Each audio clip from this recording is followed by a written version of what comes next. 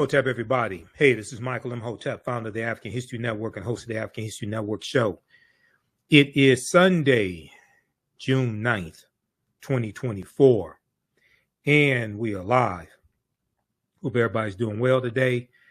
We have a fantastic, exciting show planned today, and I'm going to deal with this nonsense that happened early in the week and this controversy from Representative Byron Donalds, Black Republican from Florida. We're going to talk about Representative Byron Donalds and Candace Owens are wrong about Black families, Jim Crow, man in the house rule, and welfare. Okay. And some of you all saw I posted about this on my Facebook fan page, The African History Network, and my personal page, Michael Imhotep, IMHOTEP. So we have the flyer right here as well. You can check out. Okay. So I saw Byron Donalds on Joanne Reed's show on MSNBC, The Readout. I saw him on the Reverend Al Sharpton show on Saturday, June 8th. And so I saw his original comments as well. Roland Martin talked about him on Roland Martin Unfiltered. I was on Roland's show on Friday. We didn't get to it. He talked about it like the day before, something like that. And the reason why I wanted to deal with this is because some of these same Black conservative lies Candace Owens spewed on the Breakfast Club show with Charlemagne the God, and nobody there pushed back on her. This was back in March 2024. You know, we dealt with that here on the show also. I eviscerated her arguments here on the African History Network show and provided evidence to document what I was talking about. All right, so we're going to look at video of what Byron Donalds actually said, because he said people were lying about what he said, misquoting what he said, etc. Okay, and then we're going to go through and provide this history lesson and show why he said what he said, as well as things Candace Owens has been saying and other Black conservatives, why what they are saying is false. Okay, why what they are saying is false. So one of the first articles, and when I posted about this on Instagram, my Instagram page, Michael Imhotep, I read some articles that talked about this also. Like this is a good one from Politico.com. Byron Donalds expresses nostalgia for the Jim Crow era when, quote, the Black family was together, when the Black family was together. Now, he didn't say he wanted Jim Crow back. He didn't say Jim Crow was good for African Americans, but he implied that African American families were together during Jim Crow, and he implied somehow the Jim Crow era was better. And now the fake argument that these conservatives are trying to make is, especially African American conservatives, what they try to do is say that the policies of the Great Society program from Lyndon Baines Johnson, these policies harmed African American families, and therefore somehow African American families were better prior to these policies. Okay, so anti-poverty policies, welfare, different things like this. This is the argument that they try to make. Okay, and here's I'm going to go back to. I'll pull up the flyer once again that we have for today's show. This is straight out of the Black conservatives handbook. Okay, because they all make the same argument, and they usually don't provide any evidence to document what it is that they're saying. This is some of the same things that Candace Owens said on the Breakfast Club, and you hear other Black conservatives say similar idiotic things. They don't provide evidence to back it up. Okay, so let's look at this article here from Politico.com. Byron Donalds expresses nostalgia for the Jim Crow era when the Black family was together. The Trump surrogate's comments made during a Black voter outreach event in Philadelphia, a Black voter, this was a Republican Black voter outreach program effort that took place in Philadelphia, when he made these remarks that have gone viral and make he and these other Black Republicans look stupid. It sparked outrage from Democrats, but just outrage from African Americans in general. Now, this is a picture from the event. Now, this is Wesley Hunt, Black Republican from Texas, and Byron Donalds, Black Republican from Florida. Both of them just happen to be married to white women. Okay, I just wanted you to understand this. And you know, Roland and I, when I'm on Roland Martin Unfiltered, sometimes we'll go back and forth talking about these African American Republicans married to white women. And I think some people are missing my argument. The argument I'm making, I'm not saying somebody African American suffers from self-hatred because they marry somebody white or they marry outside of their race. That's not what I'm saying. What I'm saying, and I've been very clear on this, is when you exhibit anti-Black behavior, when you consistently vote on policies and advocate for policies that harm African Americans, and you vote against policies that are good for African Americans, when you have a history of doing that, when you suffer from anti-Black behavior and sentiments, oftentimes that anti-Blackness manifests itself in other ways. One of those other ways could also be in who you choose to marry, and marrying outside of your race, especially if you exclusively date white women. Okay. And also if you marry a white conservative that works in opposition to African Americans and advocates for policies in opposition to African Americans as well. Okay. For like Byron Donalds' wife does, as well as Jenny Thomas, Clarence Thomas' wife. Okay. Now, the other thing is all of these Black Republican, all these male Black Republicans in the House of Representatives and the one in the Senate. Well, let's just look at the House. Burgess Owens out of Utah, John James out of Detroit, Wesley Hunt out of Texas, Byron Donald out of Florida, and there's one other one, because there's 5 in the House. They're all married to white women. Senator Tim Scott, Black Republican from South Carolina, who's in the U.S. Senate, he's engaged to a white woman. Okay? Now, I'm not saying they suffer from anti-Blackness because they're married to white women or engaged to white women. I'm saying that because they suffer from anti-Blackness, you can easily see how they ended up with who they ended up with. That's what I'm saying. Okay, Representative Byron Donalds was on the defensive on Wednesday as Democrats attacked him for comments he made the night before on Tuesday. So this event took place on Tuesday, June 4th in Philadelphia, Tuesday, June 4th, in a gentrified area of Philadelphia, by the way. Okay, as Democrats attacked him for comments he'd made the night before praising Black families under the era of racial segregation in America. Okay, now he said during Jim Crow, the Black family was together, quote unquote.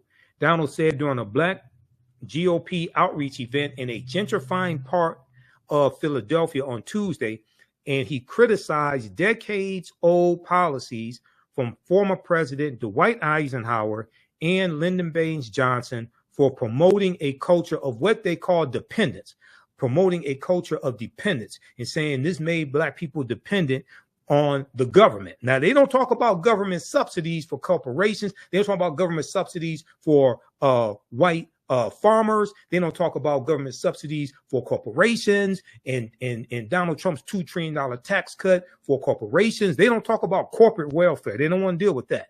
Okay. They just want to say, oh, these policies made African Americans dependent. That's false. Quote, during Jim Crow, more black people were not just conservative, because black people always have been conservative minded, but more black people voted conservatively, end quote. This is what he said. Now, this doesn't make any sense right here, because if you actually understand the history of Jim Crow laws in the South, Jim Crow laws were against African Americans voting, generally speaking. So how would they vote? How were most African Americans voting conservatively when they couldn't vote? See, this is the nonsense that these black Republicans put out. Okay, so let's go and look at the actual video on his Twitter page to actually see what he said. Okay, because we don't want to give the wrong impression of what he said. So I want you to hear what he said. Okay, let's take a look at this. Now, this is his personal Twitter page at Byron Donalds. And this is from, he posted this June 5th. Okay, I think it was June 5th he posted this, because it took place on June 4th. Let's look at this here. I grew up with my mom. My dad and my mom, things didn't work out. As an adult, I look at my father and I say, bro, I don't know what happened, but you my father and I love you. Wow. I don't know what happened. I wasn't there. Wow. But I'm going to tell you this. Growing up, the one thing I knew I wanted to do, and this is not about my father, this is about what I wanted to do, is I wanted to be a father to myself. Wow. And so one of the things that's actually happening in our culture, which you're now starting to see in our politics, is the reinvigoration of black families with younger black men and black women. And that is also helping to breed the revival of a black middle class in America. You see, during Jim Crow, the black family was together. That's right. During Jim Crow, more black people were not just conservative, because black people always have been conservative minded, but more black people voted conservatively. And then H.E.W., Lyndon Johnson, and then you go down that road, and now we are where we are. What's happened in America the last 10 years, and I say it because it's my contemporaries, it's Wesley's contemporaries, you're starting to see more black people be married in homes, raising kids. It's when you home with your wife raising your kids, and then you look at the world, you're saying, now wait a minute, time out. This does not look right. How can I get something to my kids? It goes back to the conversation of generational wealth. Not just having a job, generational wealth. I'm looking at my kids. How can my kids be on my shoulders when they take off in life? That's what's happening. Okay, so he mentions Jim Crow 3 times, talks about generational wealth. We're going to talk about that because household wealth for African Americans has increased 60% under the Biden-Harris administration. Byron Donalds doesn't want to talk about that. Okay, so he brought up Jim Crow 3 times. Okay, so after that took place, what happened was House Minority Leader Representative Hakeem Jeffries, who understands history because one of his uncles is one of my teachers, Dr. Lyndon Jeffries. House Minority Leader Representative Hakeem Jeffries eviscerated Byron Donalds on the House floor. Here's what.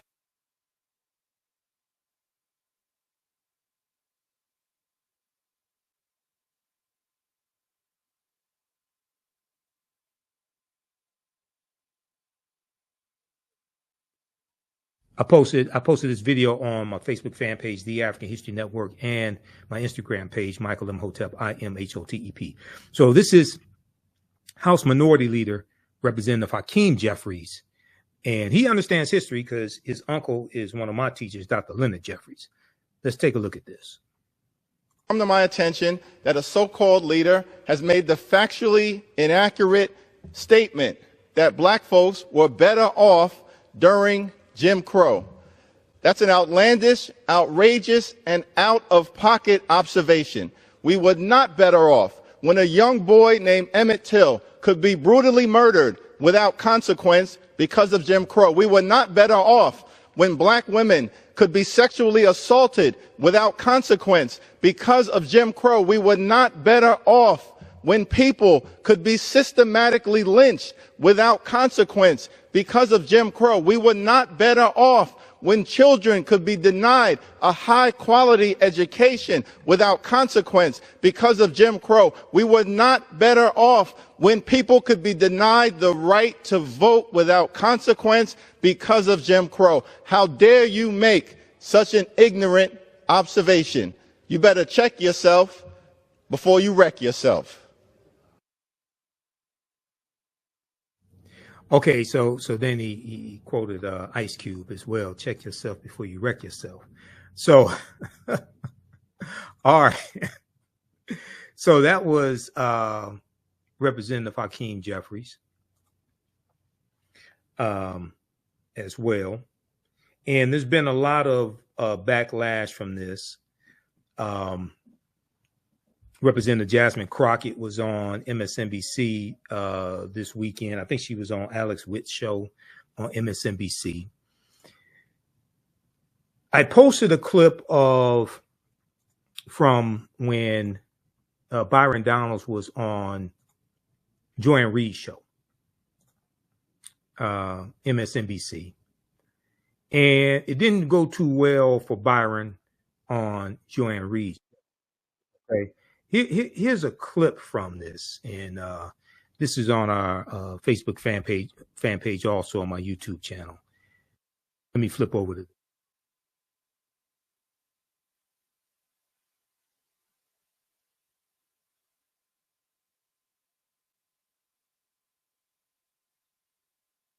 Which creates better people.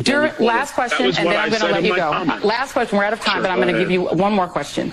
During Jim Crow, could your family have existed? You are in an interracial marriage. Your wife is a white conservative activist. Could your family have existed at all during Jim Crow?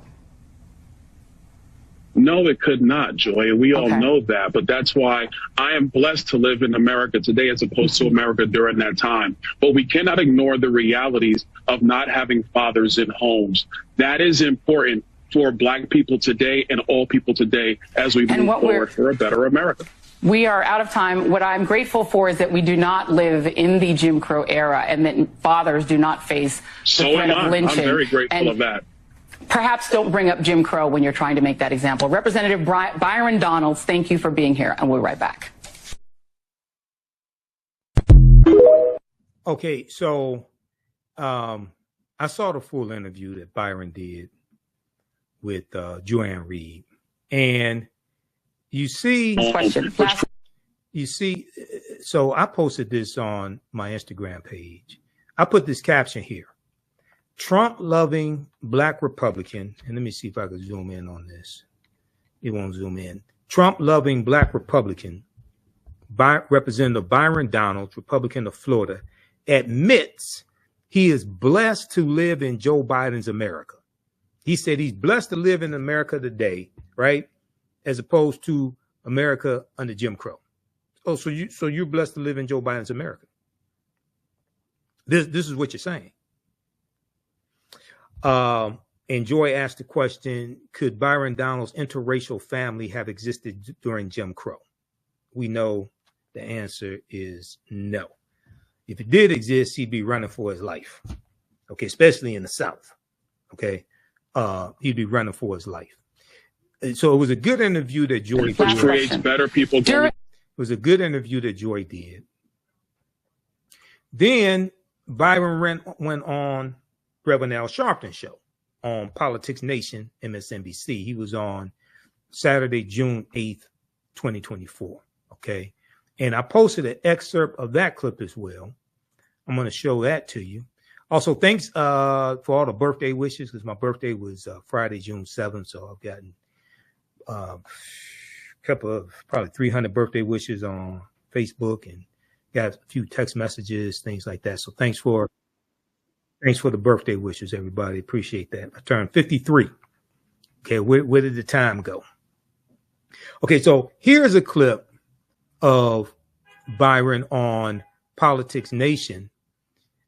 Here's a clip of Byron Donalds on Politics Nation with Reverend Al Sharpton from Saturday, June 8th, 2004.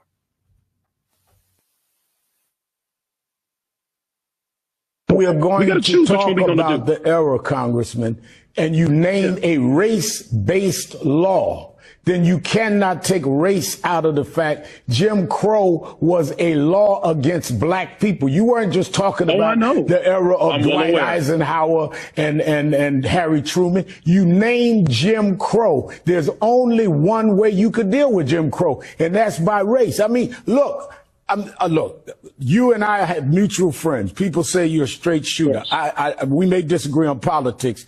I'm giving you the benefit of the doubt. But look, you were born in Brooklyn. You went down into the South, went to Florida State. You have an interracial marriage. You're the congressman of a district that's not a black district. I mean, how can you even live with yourself acting like Jim Crow was a good era or better era for blacks? What happened to you? Okay, that's real cute. That's real cute. I did not say that. And I'm not going to sit here and have to insinuate that against you. Because right now you're lying about what I said. I did say Jim Crow. I did reference it 3 times. That's not to say that it was better. I never said that. Those words never came out of my mouth. When are you going to get that through your skull and everybody else's skull? I never said that. And the difference between me and a lot of other Republicans, I'm not going to sit here. You said it was better for us. I'm not going to let you lie under Jim Crow to bring families together. Did you say that? Hakeem Jeffries was lying. The Biden campaign was lying. All right. So look at my words. So Byron Donalds sounds like Donald Trump. Everybody's lying on me. People setting me up. The B set me up. He sounds like Donald Trump. Okay. But Donalds is the one who interjected Jim Crow. And they did that for a reason. It's just like when Candace Owens said, we had African Americans had a higher marriage rate during slavery than they do today. Like, you trying to say slavery was a good thing? You want to bring slavery back? So I'm going to go through and dissect these arguments and provide historical evidence to show how these people are lying. Okay. Byron Donalds, Candace Owens, these other black conservatives out here who are running this hustle. They're all reading from the same black conservative playbook. They're all reading from the same black conservative playbook. I understand the playbook. That's how I know what they're about to say. And that's how they all say the same thing. Okay. So let's look at, let's approach it this way.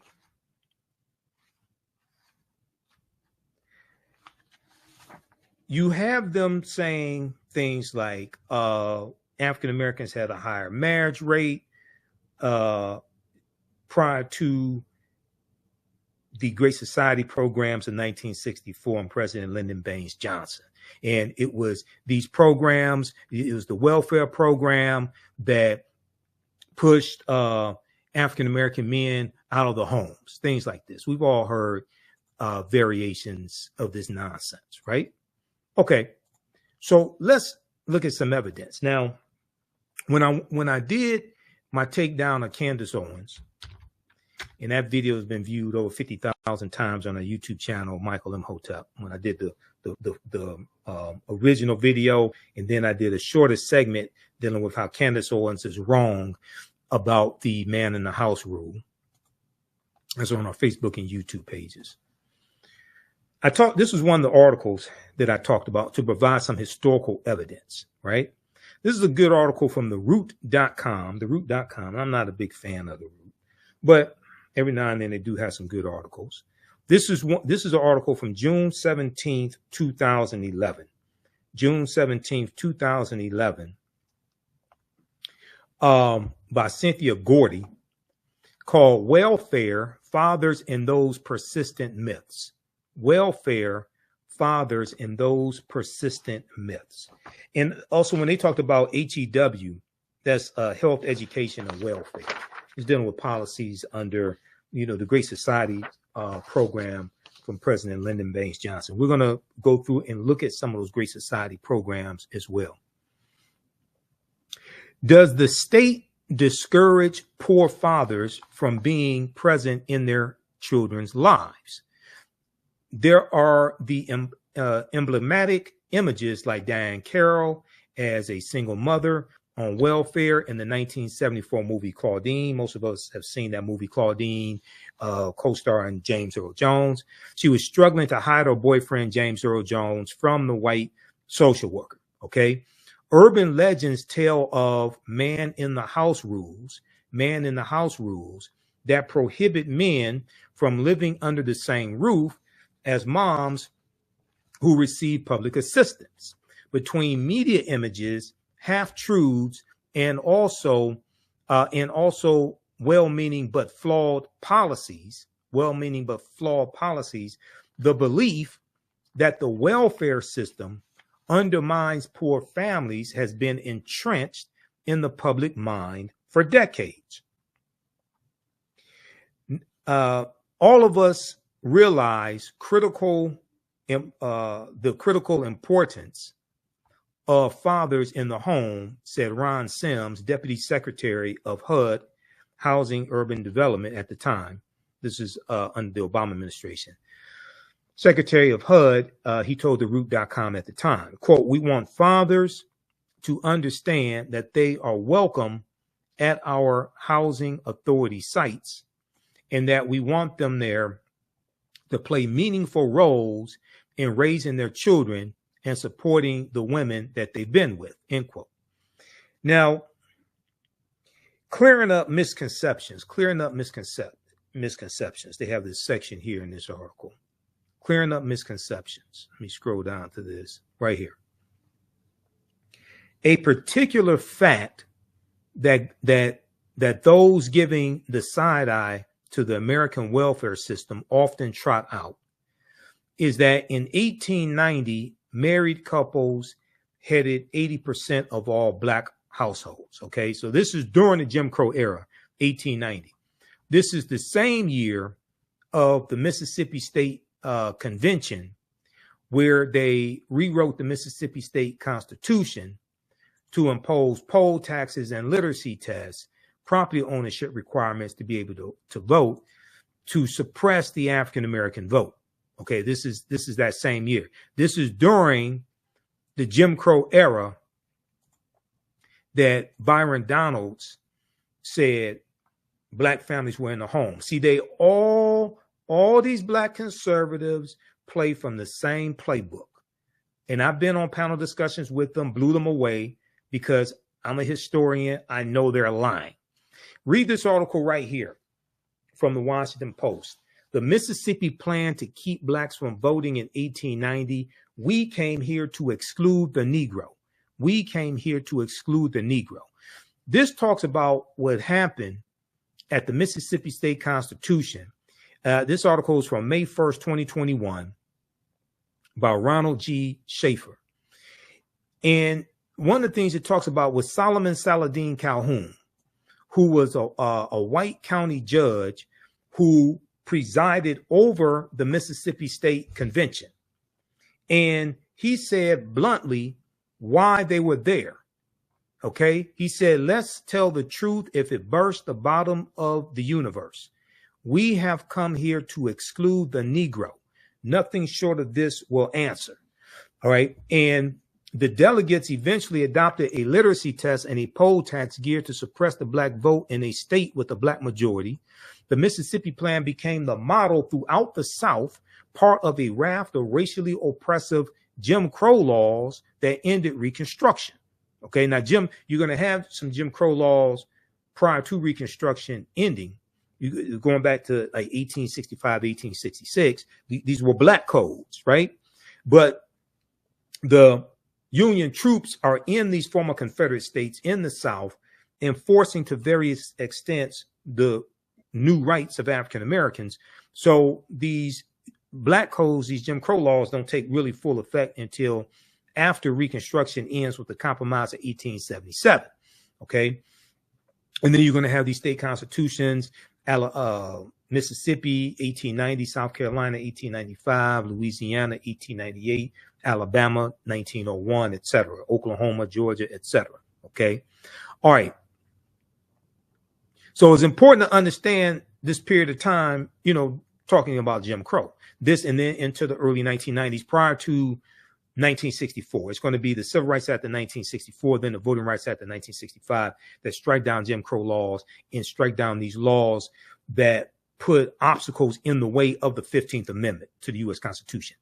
Mississippi's 1890 convention sought to find a way around the 15th Amendment to the Constitution, which gave African Americans the vote. Okay. It guaranteed, the 15th Amendment of 1870 guaranteed the right to vote for African American men. African American women did not get the right to vote until the 19th Amendment of 1920, but the majority of African Americans still lived in the South in 1920, 1930, 1940. So the majority of us could not vote in the Jim Crow South, even though Byron Donalds said the majority of us voted conservatively during Jim Crow. Most of us could not vote during Jim Crow.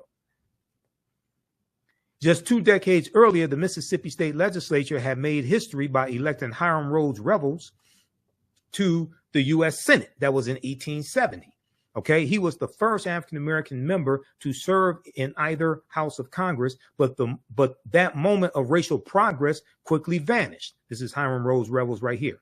That moment of racial progress quickly vanished after President Rutherford B. Hayes removed all federal troops from southern states in 1877 because he was the Republican candidate for president. Neither Rutherford B. Hayes nor Samuel J. Tilden, the Democratic president in the 1876 presidential election, had enough electoral college votes to become president-elect. There was a backroom deal at the Wormley Hotel in 1877 where Republicans agreed to Rutherford B. Hayes will remove the Union troops out of the South if the Democrats did not contest him becoming president. And this is what happened. And this ends Reconstruction. Now there's racial violence that's take place that contributes to Reconstruction in 1877. There's an economic depression in this country going back to 1873 called the Panic of 1873. Then in 1874, Democrats take back control of the House of Representatives for the first time since prior to the Civil War, which began in 1861. And because of this economic depression that's taking place, 1876, you have 14% unemployment rate in the country. You have hundreds of businesses, actually thousands of businesses that have closed, things of this nature. Then there were allegations of corruption against President Ulysses S. Grant. So these are contributing factors to Republicans losing power, but also as we go further into the mid 1870s and leading up to 1877, there is a decreasing commitment from Republicans to continue to enter into racial conflicts in the South. Okay, so for instance, in 1871, when you have the Ku Klux Klan Act of 1871, and President Ulysses S. Grant declares martial law in 9 counties in South Carolina. Right, to intervene on behalf of African Americans. But then when the Clinton, Mississippi riot of 1875 takes place in Clinton, Mississippi, President Ulysses S. Grant institutes his non-intervention policy because they got tired of intervening into racial conflicts in the South, and there was a declining commitment from Republicans to keep doing this. Okay. So this is going to lead up to 1877 and the Compromise of 1877. Okay. And I encourage people to, if you read the Smithsonian Mag, read the article when you look at why the Department of Justice was created. It was created in 1870.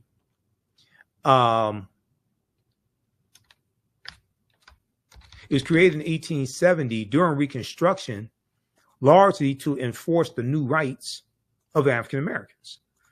And this was created by Congress. The U.S. Department of Justice that still exists today. Merrick Garland is the Attorney General.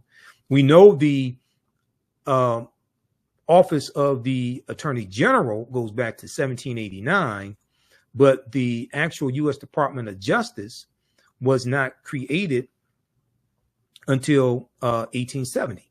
So if we look at this article here from SmithsonianMag.com, official website of the Smithsonian Institute, official magazine website of the Smithsonian Institute, created 150 years ago, the Justice Department's first mission was to protect Black rights.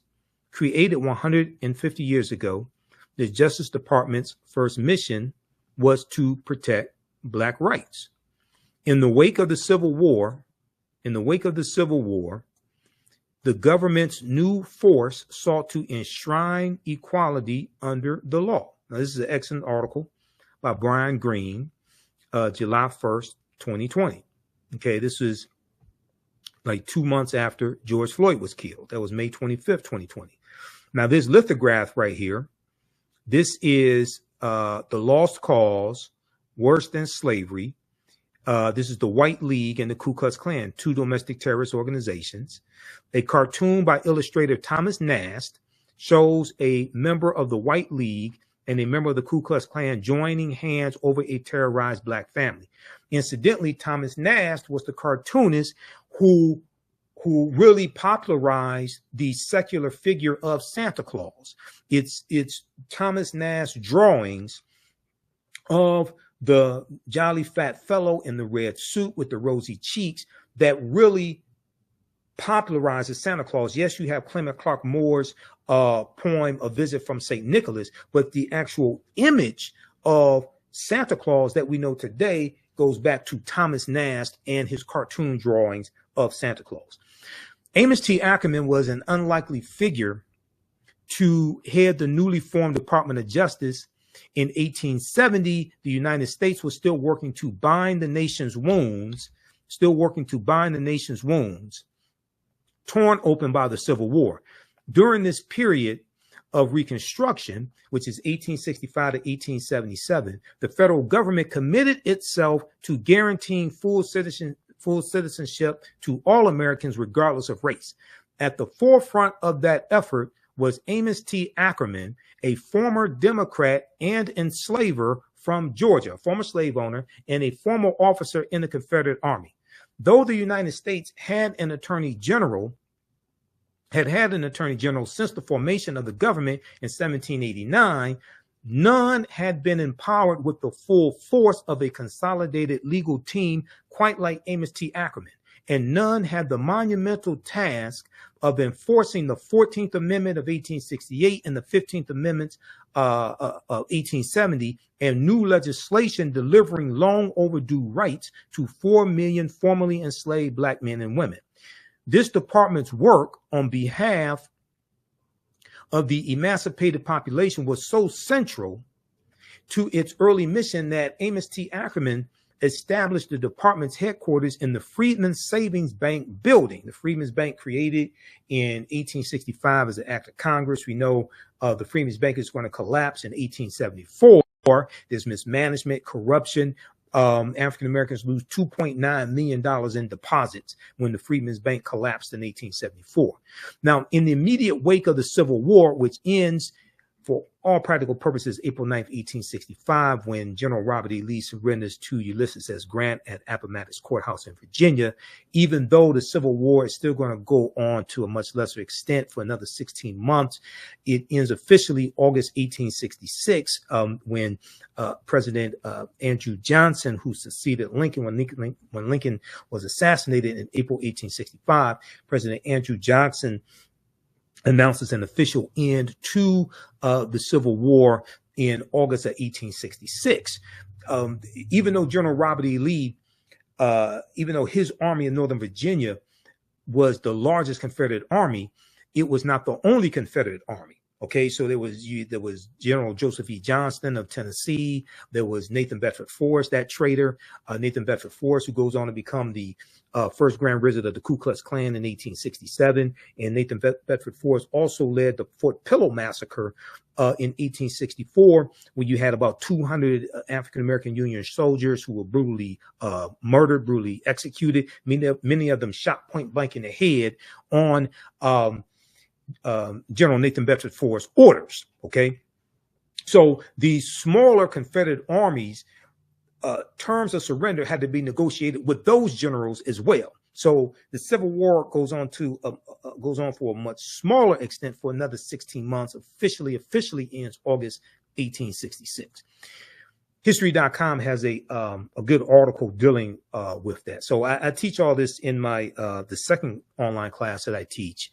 And we have a new course starting up on Sunday, June 23rd, 4 p.m. Eastern Standard Time, 2024. Black resistance movements from the Haitian Revolution, U.S. Civil War, Civil Rights Movement, and Black Power Movement, 1800 to 1968. Okay, so you can register for that at our website, AfricanHistoryNetwork.com, and we'll get you some more information on that as well. How's everybody doing?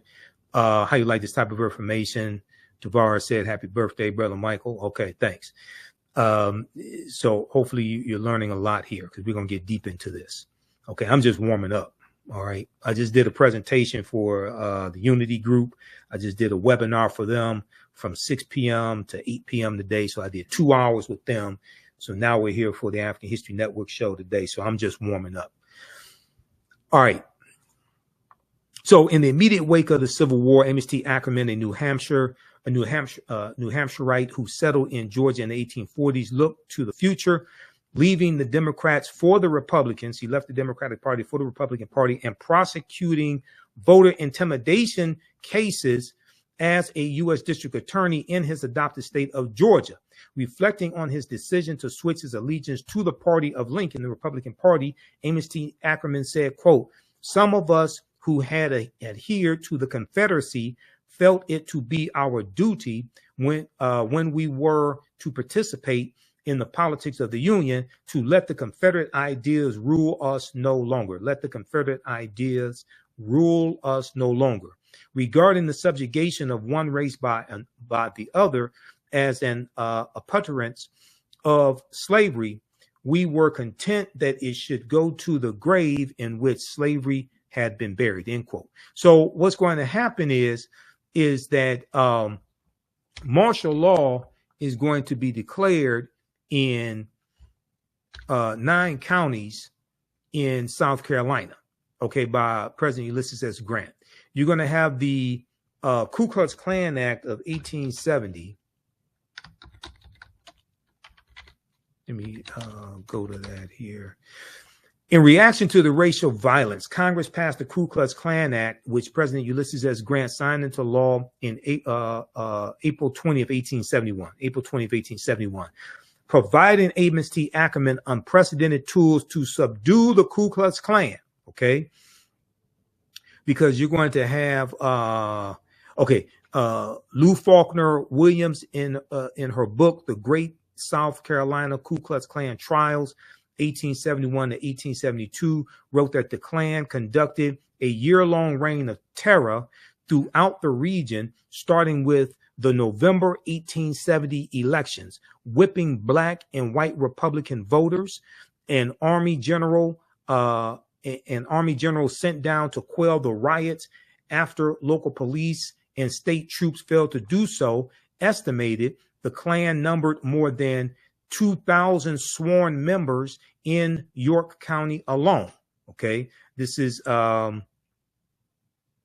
this is basically in South Carolina. Quote, "The South Carolina Klan, in its fury," Lou Faulkner Williams wrote, "committed some of the most heinous crimes in the history of the United States," quote unquote. The 1910 novel The Klansman, on which the film The Birth of a Nation is based upon, reportedly draws on these events in York County. So when you see my presentations, see my lectures and in my class that I teach, when we talk about the movie The Birth of a Nation, right? The movie The Birth of a Nation rejuvenates the Ku Klux Klan. The Klan had largely died out by 1915. The 1915 is the 50th anniversary of the 13th Amendment of 1865, December 6, 1865, which legally ends slavery. And we know the Ku Klux Klan is founded December 24th, 1865 on Christmas Eve, right? About a week after the 13th Amendment is adopted. 13th Amendment is adopted December 18th, 1865. And incidentally, this is when Kentucky and Delaware are going to end slavery. Kentucky and Delaware, which were two of the four border states, and we know the border states of Maryland, Missouri, Kentucky, and Delaware were exempt from the Emancipation Proclamation issued January 1st, 1863, which is why saying Juneteenth was the last day of slavery is a lie, because Kentucky and Delaware didn't abolish slavery until 6 months after Juneteenth, December 18th, 1865, when the 13th Amendment was adopted.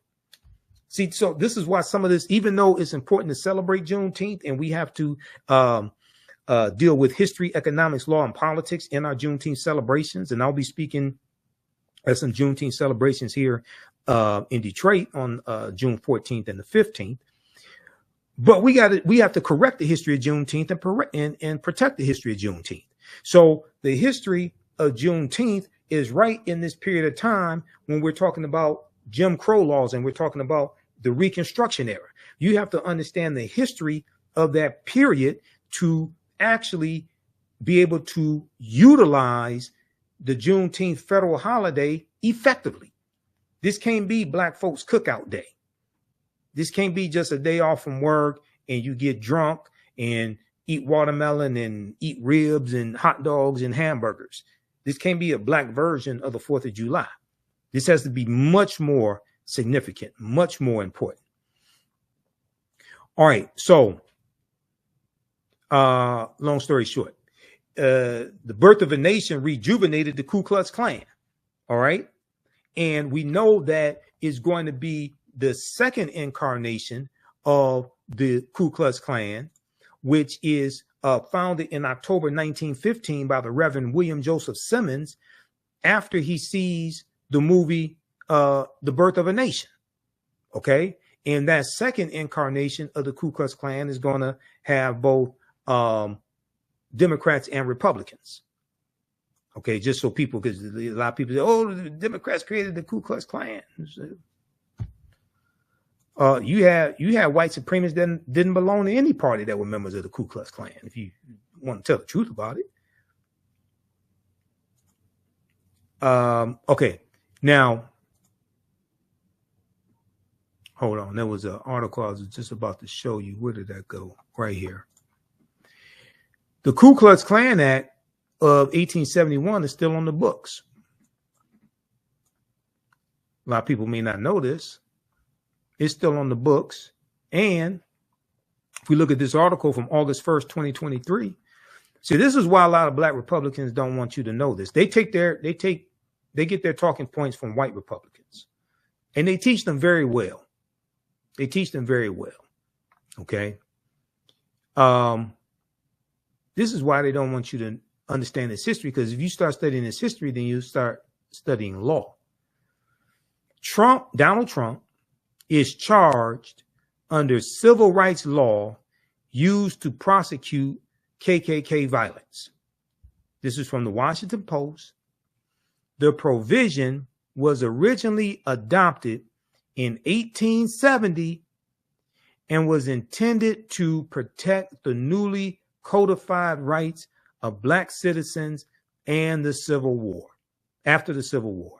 This is a good article by Isaac Stanley Becker and Spencer S. Sue, August 1st, 2023, from the Washington Post. And it deals with the Ku Klux Klan Act of 1871 that we just talked about during the Reconstruction era. And even though there's a third of the Foreign Enforcement Acts of 1870, Ku Klux Klan Act of 1870, and Ulysses S. Grant declares martial law in 1871. The statute, section 241 of Title 18 of the U.S. Code, was originally adopted as the Enforcement Act of 1870. It was the first in a series of measures known as the Ku Klux Klan Acts, designed to protect rights guaranteed by the 13th, 14th, and 15th Amendments, collectively called the Reconstruction Amendments. Section 241 makes it a crime to conspire, to injure, oppress, threaten, or intimidate any person, end quote, exercising a right protected by the Constitution or federal law. The 45-page indictment secured by Special Counsel Jack Smith accuses Donald Trump of a conspiracy against the right to vote and to have one's vote counted, end quote, in violation of Section 241. The alleged offense under Section 241 is among 4 counts included in the indictment, which argues that Donald Trump, along with 6 unnamed co-conspirators, eroded trust in the administration of the election and, quote, pursued unlawful means of discounting legitimate votes and subverting the election results, end quote.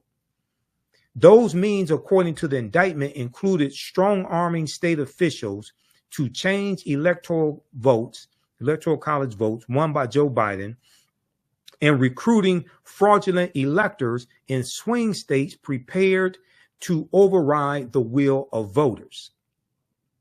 The alleged conspiracy included using the authority of the Justice Department to create doubt about the election results and encourage the presentation of those illegitimate electors as alternatives to Biden's valid electors. And according to the indictment, it involved pressuring Vice President Mike Pence to delay or thwart the certification of Biden's victory on January 6, 2021, and capitalizing on the violence unleashed that day to, quote, levy false claims of election fraud and convince members of Congress to further delay the certification based on those claims, end quote. Okay. So what Donald Trump is charged with from Special Counsel Jack Smith is directly related to the Ku Klux Klan Act of 1870, which was put in place to protect the rights of African Americans. And this son of a bitch tried to invalidate the vote of 16.9 million African Americans when he tried to overturn election results. He belongs up underneath the prison for the rest of his miserable life. Initially wielded against the Ku Klux Klan for keeping newly emancipated Black people from exercising their right to vote, Section 601 has also been used to prosecute a wider range of election subversion, including threatening or intimidating voters, impersonating voters, destroying ballots, and preventing the official count of ballots. It has also been a linchpin of broader civil rights enforcement used to prosecute hate crimes and law enforcement misconduct. Derek Chauvin, the police officer who pressed his knee into George Floyd's neck in Minneapolis, pleaded guilty in 2021 to violating a related statute, Section 242, which makes it a crime for public officials acting in their official capacity to deny a person's constitutional right. Any Black person who sits up and supports a white supremacist domestic terrorist like Donald Trump is sick, and they either don't understand history and they're lying to you, or they do understand history and they're still lying to you. You can't understand history and support this demon right here, Donald Trump. Go read this article here. What Donald Trump is being charged with, the law that he's being charged with, that's from the Ku Klux Klan Act. Isn't it poetic justice that this traitor is being charged with the same thing that they were charging these domestic terrorist Klansmen in 1871 of prosecuting them and putting them in jail? Now, let me ask you a question. Who's explaining this to you? Who have you heard explain this to you? Has the Breakfast Club explained this to you? Charlemagne the God, all these black social media disinformation agents out here? Who's explaining this to you? This article didn't come out yesterday. This article, we talked about this here on the African History Network show before. This is the type of research I do. Okay. This article is from 2023.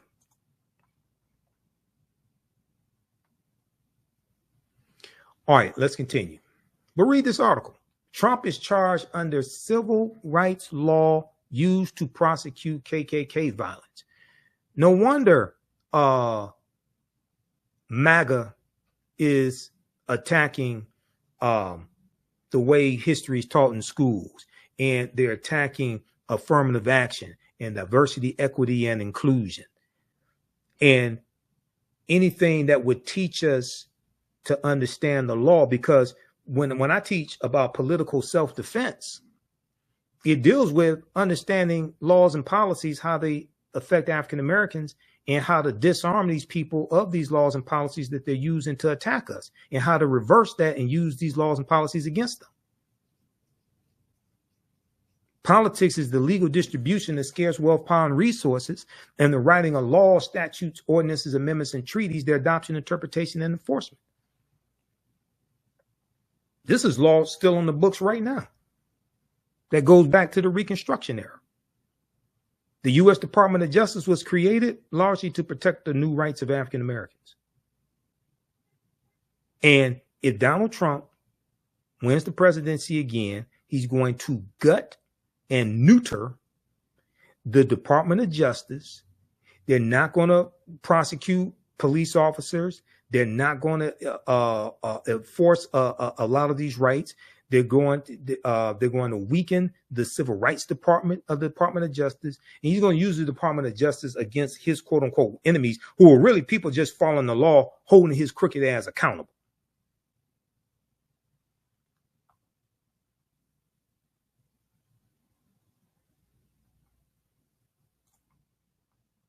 Okay, now we got this person. I don't know how often Velma watches the African History Network show. Probably not too often. She said, my question to you is, do you understand that there is no one running for president that deserves the black vote in America? That's false.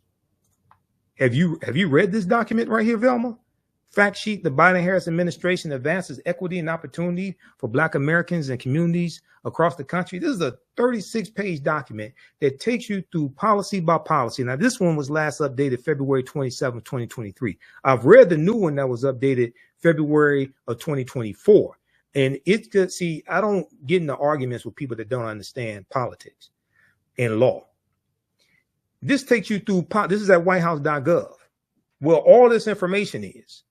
I've gone through and read numerous fact sheets there that break down these policies and show you directly how these policies from the Biden-Harris administration are helping the African-American community. They talk about the bipartisan infrastructure bill. Yeah, but out of 260 Republicans, only 34 voted for it. Only 19 in the Senate and 14 in the House voted for it. Overwhelmingly, all the Democrats in both the House and the Senate voted for it. Yeah, it was bipartisan, but only 34 out of 260 Republicans voted for the bill, the $1.2 trillion infrastructure bill, the $1.9 trillion American Rescue Plan that lifted 1 million African-American children out of poverty, okay, that saved the U.S. economy. No Republicans in the House or the Senate voted for the bill. Implementing robust regulatory reform to reverse because Donald Trump either got rid of or greatly weakened 100 environmental policies that were held over from the Obama administration and previous administrations, and environmental racism, climate change, and environmental issues disproportionately negatively hurt African Americans. Black-owned businesses, you see the fastest rate of African American-owned businesses being created in 30 years. The lowest unemployment rate in history of African Americans in April 2023, when it dropped down to 4.7%. I was looking at that earlier today. 15 million jobs created, 2.6 million jobs for African Americans. The president's economic agenda has led to a historically low unemployment, including among Black Americans. That's true. Lowering energy costs, the Inflation Reduction Act, because African Americans are disproportionately harmed by the temperatures in our communities being higher temperatures because of climate change. So the Inflation Reduction Act it reduces energy costs. And this is the first really large bill to fight against climate change. Making home efficiency upgrades more affordable, creating economic opportunities and good paying jobs, supporting unions. One of the things Biden did was he signed an executive order that required at least $15 an hour to be paid for all federal employees and contractors. African Americans are 18.4% of the federal workforce. That gave a lot of them raises. Provide relief to farmers. The Inflation Reduction Act includes $5.3 billion that will provide relief to tens of thousands of farmers. Of that money, $3.1 billion will help distressed borrowers pay off their farm debts without ultimately taking the land or making the farmer ineligible for future assistance. An additional $2.2 billion will go to farmers who have suffered discrimination by the USDA farm programs, making critical investments in Black families and communities in the American Rescue Plan that no Republicans in the House or the Senate voted for. Historic expansion of the child tax credit, cutting child poverty to record lows for Black children. Then you look at the investment that was made for child care, supporting child care providers and reducing child care costs for Black families. Black families are nearly 2 times more likely than white parents to have to quit, turn down, or make a major change in their job due to child care disruptions. The American Rescue Plan that no Republicans in the House or the Senate voted for, that Byron Donalds voted against, that Wesley Hunt voted against, that every Black Republican in the House of Representatives voted against, and punk ass Senator Tim Scott voted against this as well. The American Rescue Plan provided a $39 billion lifeline to help child care providers stay open and compensate early child educators as they provide safe and healthy environments for children and help parents work. States have already delivered American Rescue Plan stabilization grants to more than 200,000 child care providers, 1 in 5 of whom are Black. That's 20%, with 13.5% of the population. That's 20% for those who are mathematically challenged. Let me repeat this. Who is explaining this to you? Who is explaining this to you? American Rescue Plan stabilization grants were delivered to more than 200,000 child care providers. 1 in 5 of these child care providers are African Americans, serving as many as 9.5 million children and their families. In most states, providers in 98% of persistent poverty counties receive aid, and more than half of the providers receiving funds were operating in the most racially diverse counties in the country. Okay, read the rest of that. Then you go, the American Rescue Plan also helped lower child care costs for all families, including Black families, including by expanding the child and dependent care tax credit. The American Rescue Plan tripled the earned income tax credit for 17 million workers without dependent children. Then they talk about the $46.5 billion that was in the American Rescue Plan for renter assistance for renters as well as landlords, and how some African Americans were able to take advantage of that and stay in their homes. Extending a lifeline to struggling small businesses and expanding access to capital.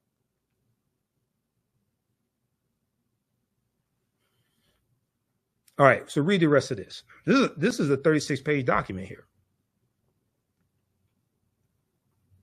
It goes through category by category, policy by policy, and shows you how these policies are helping the African American community. Now, go look at what Republicans are talking about. Most of them are against these policies. Most of them voted against this stuff, trying to undermine it. Student loan debt forgiveness. You have like over 5 million people that receive student loan forgiveness, about $163 billion now. Okay. It would have been more, but Donald Trump's 6-3 conservative Supreme Court struck down Biden's executive order on student loan forgiveness that would have moved 500,000 African-American families from a negative net worth to a positive net worth, because Republicans don't support student loan forgiveness. Now, they supported forgiving the personal protection loans for COVID, because some of them got those loans. Some of them got loans forgiven for $100,000, $200,000, $300,000. Some Republicans in Congress.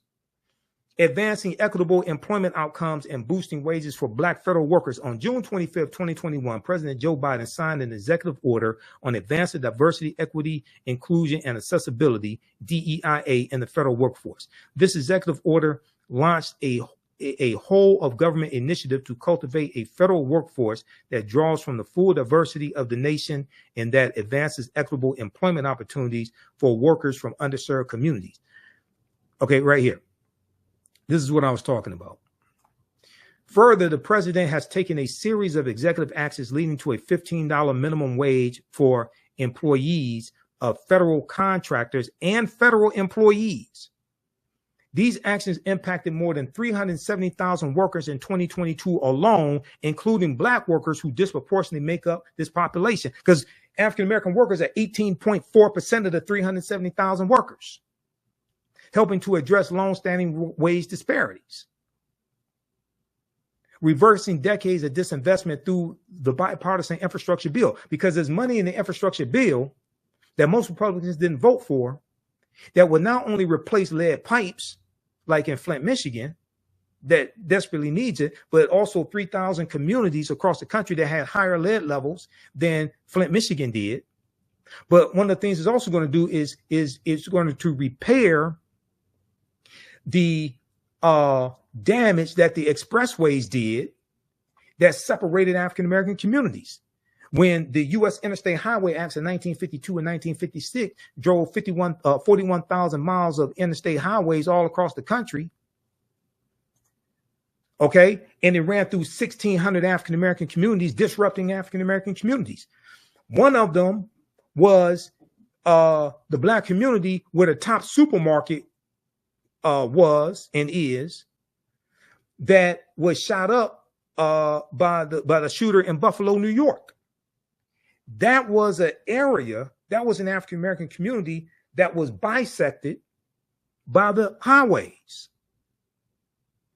One of the things that this $1.2 trillion infrastructure bill is doing, because 56,000 is over $400 billion so far that has funded 56,000 construction projects across the country. They have information about that at whitehouse.gov. One of the things that this infrastructure bill is going to do is reconnect Black neighborhoods divided by legacy highway infrastructure. Now, you got a lot of Republicans that don't want to even acknowledge the damage the expressways did. And most Republicans did not vote for the infrastructure bill. Now, they're there at the groundbreaking in their district and in their state, and at the ribbon cutting, the groundbreaking, all that, smiling and grinning. But most of them voted against this bill that provided the funds for the infrastructure project that's in their district.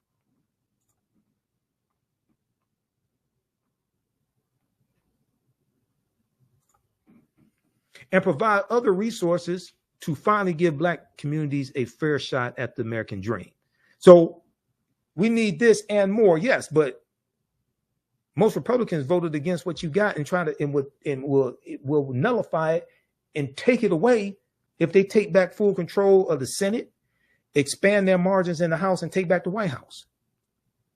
During the 20th century, federally funded infrastructure projects too often segregated and harmed low-income communities, especially predominantly Black neighborhoods. Construction of the federal highway system, in particular, cut off once thriving Black communities from resources and opportunity. The bipartisan infrastructure law that only 34 Republicans out of 260 voted for launched a new Reconnecting Communities program, which will invest $1 billion to help reconnect communities that were previously cut off from economic opportunities by transportation infrastructure.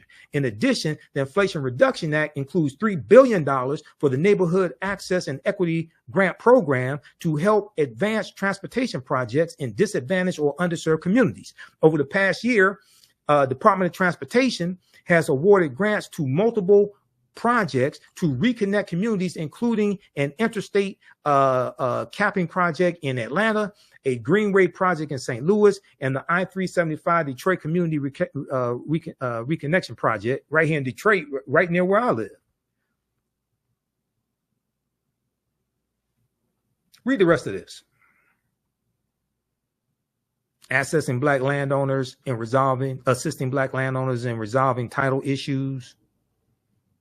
An estimated 60% of black-owned land in the South is heirs' property that passes through inheritance without a will, and that, as a result, has historically rendered owners ineligible for U.S. Department of Agriculture, USDA programs, including lending. I've done entire shows dealing with heirs' property because the loopholes in heirs' property laws is one of the ways historically our land has been taken away from us. That and overtaxation, because about a month ago, we did the show when we talked about Andrew Carl's new book that deals with how African Americans, since like the Reconstruction era, have been overtaxed by $600 billion. In July 2021, the USDA rolled out the heirs property relending program, which primarily aids underserved communities, including Black Americans. The new program provides funds to assist heirs in resolving ownership and succession issues on farmland with multiple owners. Launched an initiative to cut junk fees. Who's tired of junk fees? Lowering healthcare costs and improving health outcomes for Black communities. President Biden is committed to keeping healthcare costs down for individuals and families and improving access to healthcare to address disparities in Black communities. These policies and programs include lowering healthcare costs and expanding coverage. There's a record number of people who signed up for the Affordable Health Care Act now, 41 million. Many of them are African Americans. Millions of lower and middle income Black families enrolled in health insurance marketplaces saw their premiums lowered or eliminated as a result of the American Rescue Plan and will continue to benefit from provisions included in the Inflation Reduction Act. Oh, by the way, did I tell you no Republicans in the House or the Senate voted for the Inflation Reduction Act? I forgot to tell you that. No Republicans in the House or the Senate voted for the Inflation Reduction Act, and they're saying if they take back control of the keep control of the House, take back control of the Senate and the White House, they're going to reverse some of the policies that are in the Inflation Reduction Act that are beneficial to us.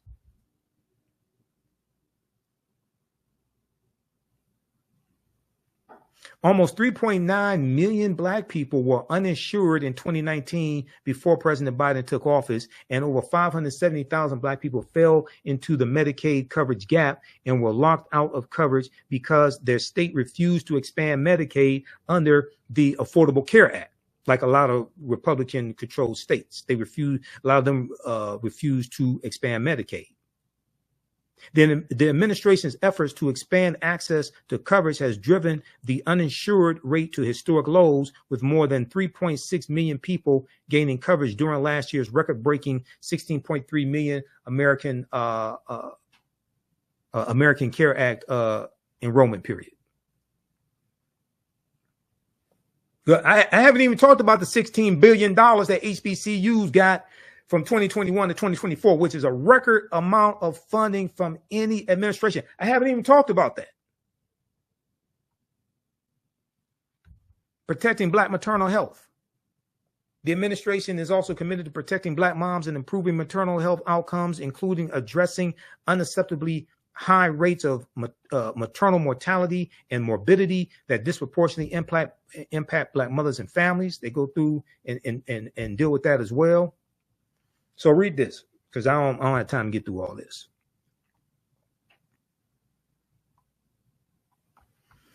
This is at whitehouse.gov. Now, this version was last updated February 27, 2023. The new one, they've consolidated this and streamlined it, so it's like 9 pages. That was updated February 2024. The Biden-Harris administration advances equity and opportunity for Black Americans and communities across the country. So when people say nobody has earned our vote, I don't know what the hell you're talking about. I really don't. You obviously have not read this. I can take you through these policies and break this stuff down. I don't know what you're talking about. But I can tell you what Republicans would do if they take back control of all this. They're going to reverse this stuff. And all you got to do, if you haven't read Project 20, if you don't know about Project 2025, I don't know what rock you're living up under. But that's like game over right there. Do you realize if Donald Trump becomes president again, he can get 2 more Supreme Court justices confirmed, which would be 5 out of 9. And these are lifetime appointments, because if he gets reelected, Justice Roberts and Clarence Thomas are going to resign because they're going to step down because they're old. And Trump will appoint some young ultra conservatives in their 30s that could be there for the next 50 years ruling on cases. So play around if you want to. This is straight up war. Play around if you want to. This is why this chicanery and skullduggery of a Byron Donalds and Candace Owens is so pernicious, because I know they're lying. And I can prove it. And they're working on behalf of these crazy MAGA people like Trump and his cronies.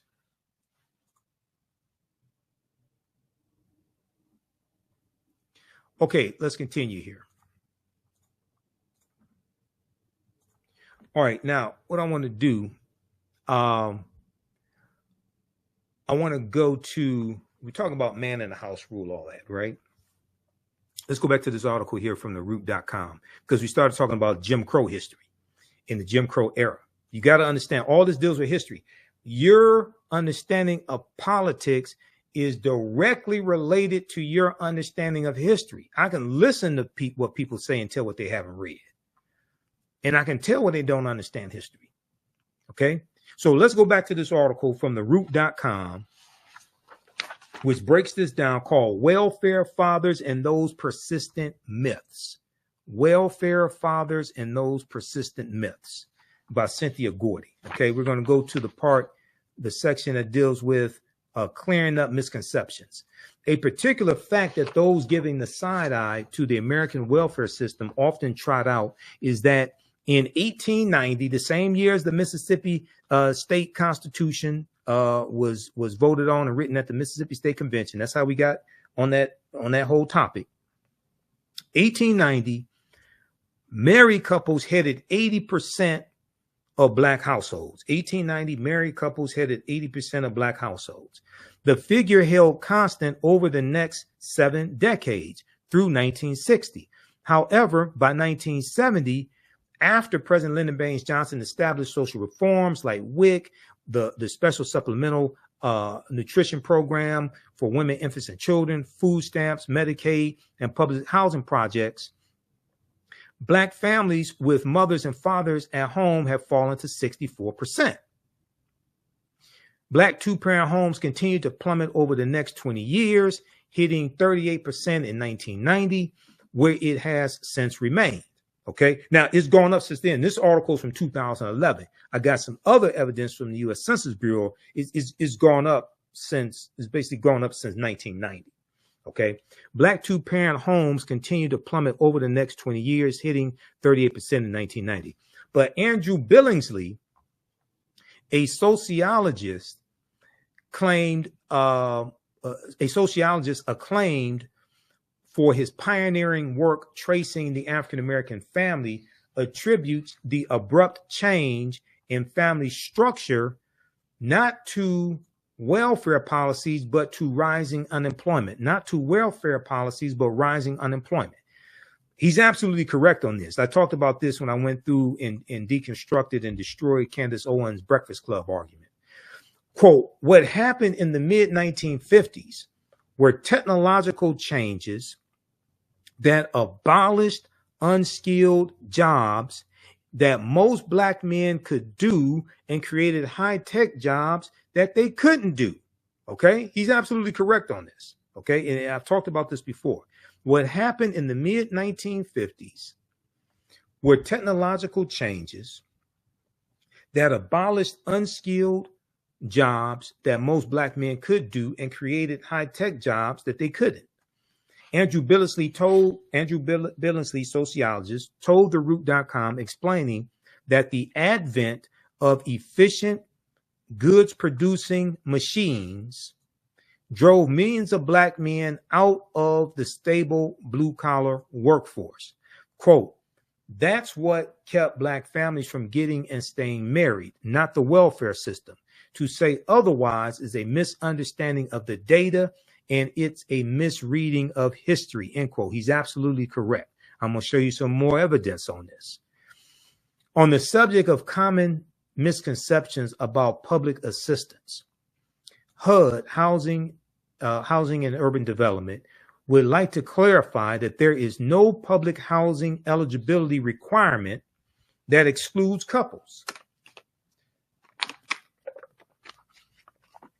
There is no public housing eligibility requirement that excludes couples. Some states used to apply such regulations, but the U.S. Supreme Court struck down those regulations in 1968. Uh-oh. Whitney Houston, we have a problem.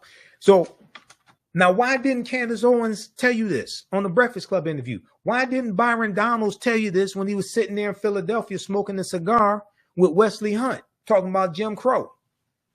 And our families were together in Jim Crow. Why didn't Byron Donalds tell you about this? Why didn't Larry Elder and all these other black conservatives out here? Why don't they tell you? And Senator Tim Scott? Because they all read from the same playbook. Quote, the notion that we have rules prohibiting fathers from living in the home is simply not true, said Sims, who added that the agency does take income levels into consideration. Quote, but if two parents are working and don't qualify, we have a significant supply of other affordable housing programs around the country for them, end quote.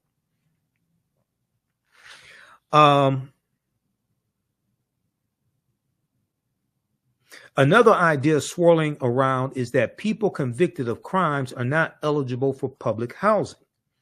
Quote, under the national policy, there are only 2 crimes for which we prohibit anyone from coming in, and that's if you sold methamphetamine. Now, this is as of 2011 when this article came out. I'm not sure if this has been updated.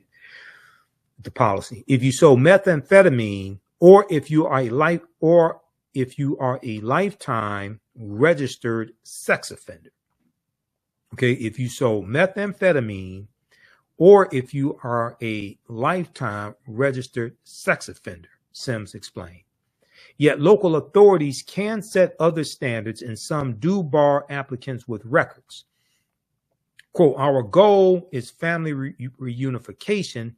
We've let local housing authorities know that we want that changed, end quote, said Sims.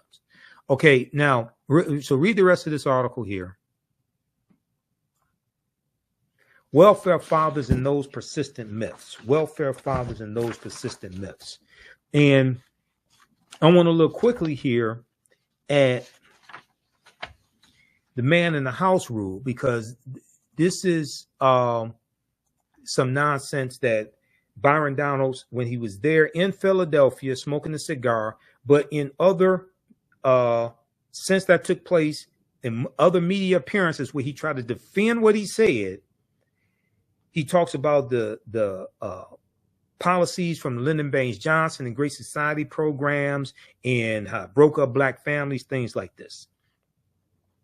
Okay, so let's look at this piece here from encyclopedia.com, which deals with the man in the house rule.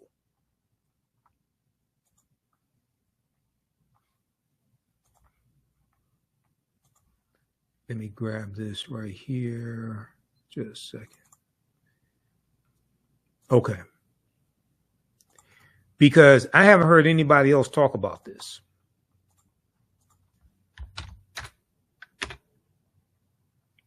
Man in the house rule, a regulation that was formally applied in certain jurisdictions that denied poor families welfare payments in the event that a man resided under the same roof.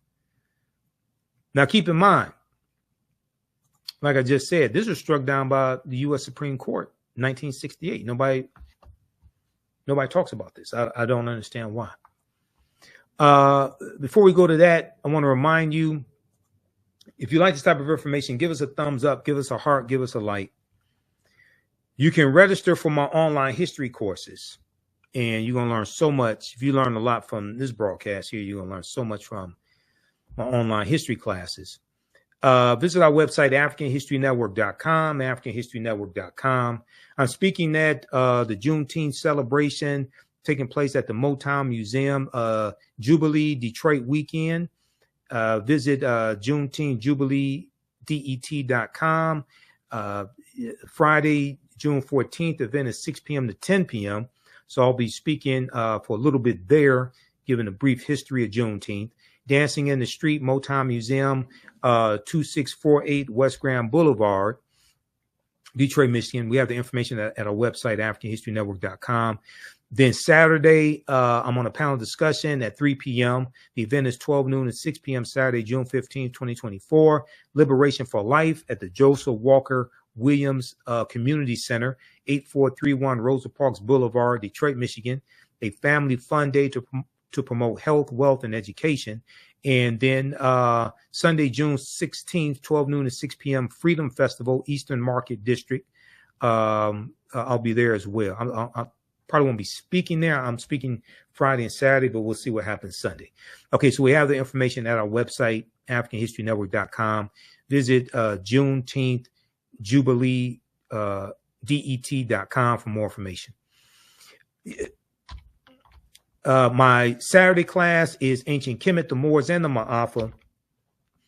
Understanding transatlantic slave trade, what they didn't teach you in school. We deal with thousands of years of history, what leads up to transatlantic slave trade taking place. You can register right now for it and watch the previous class sessions. We do the sessions live. All the sessions are archived and recorded. You can go back and watch it anytime. Even after the course is over with, you still have full access. Our next class is Saturday, June 22nd, 4 p.m. Eastern Standard Time. Click right here to register here. We have the class lesson plan here that you can download, and it goes through and gives an overview of the topics for each class. We look at 200 slides that I put together, 80 to 100 articles. There are 15 books that we reference. You don't have to buy any books to follow along in class.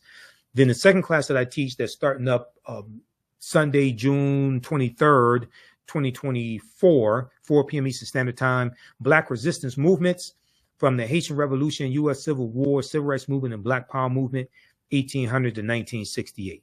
Okay, we go through and look at this history chronologically, year by year, and look at what leads to the Civil War taking place.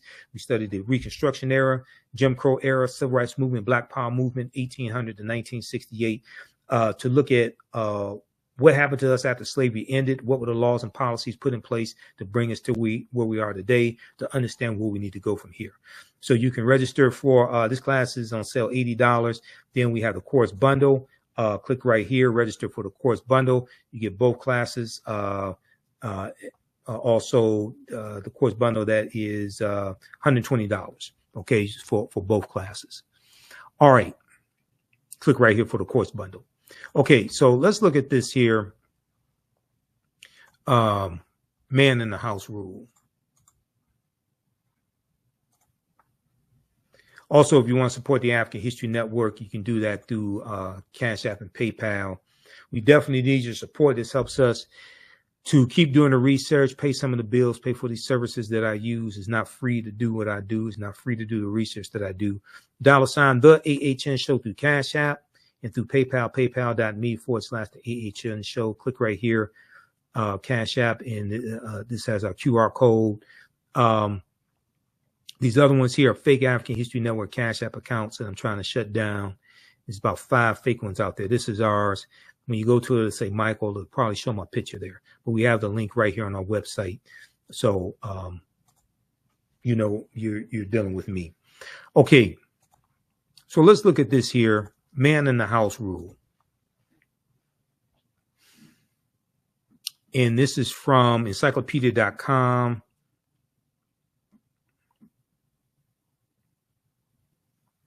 A regulation that was formally applied in certain jurisdictions that denied poor families welfare payments in the event that a man resided under the same roof with them. In the event that a man resided under the same roof with them. Under the man in the house rule, a child otherwise qualified for welfare benefits was denied those benefits if the child's mother was living with or having relations with any single or married able-bodied male.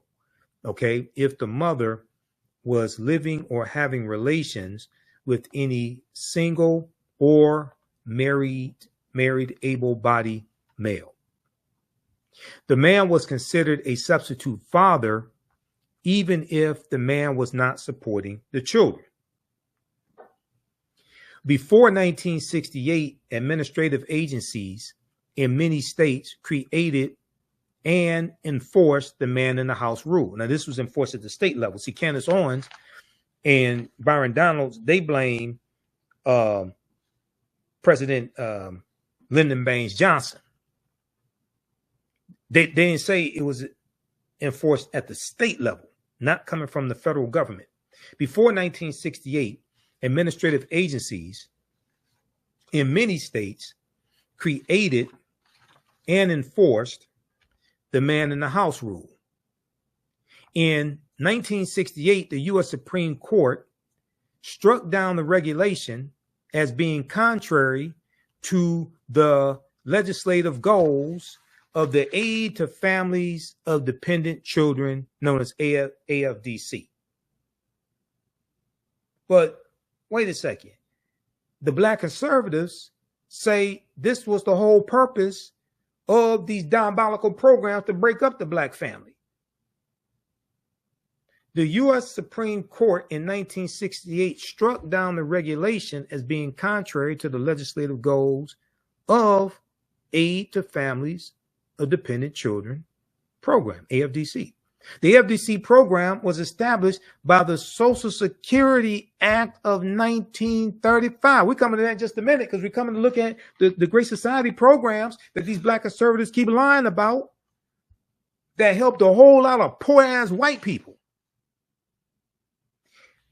The AFDC program, established by the Social Security Act of 1935 under President Franklin Delano Roosevelt, and that was to help white people. This provides benefits to keep the children of impoverished parents. In the U.S. Supreme Court case of King versus Smith of 1968, the U.S. Supreme Court entertained a challenge to the man in the house rule brought by the 4 children of Miss Sylvester Smith, a widow. These children were denied benefits by Dallas County, Alabama. Alabama is one of the poorest states in the country. Red state, former Confederate state, Alabama. The red states, these are the poorest states in the country. Okay? Alabama, Mississippi, all these former slaveholding states. These children were denied benefits by Dallas County, Alabama welfare authorities based on their knowledge that a man named Williams was visiting Smith, Miss Sylvester Smith, on weekends and had sexual relations with her. The children of Miss Smith filed a class action lawsuit in federal court on behalf of other children in the state of Alabama who were denied benefits under Alabama's substitute father regulation. This regulation considered a man a substitute father if he lived in the home with the mother he visited the home frequently for the purpose of living with the mother, or he cohabitated with the mother elsewhere. King, citing Alabama Manual for Administration of Public Assistance, testimony in the case revealed that there was some confusion among the authorities on how to interpret the regulation. One official testified that the regulation applied only if the parties had sex at least once a week. Another official testified that sex every 3 months was sufficient.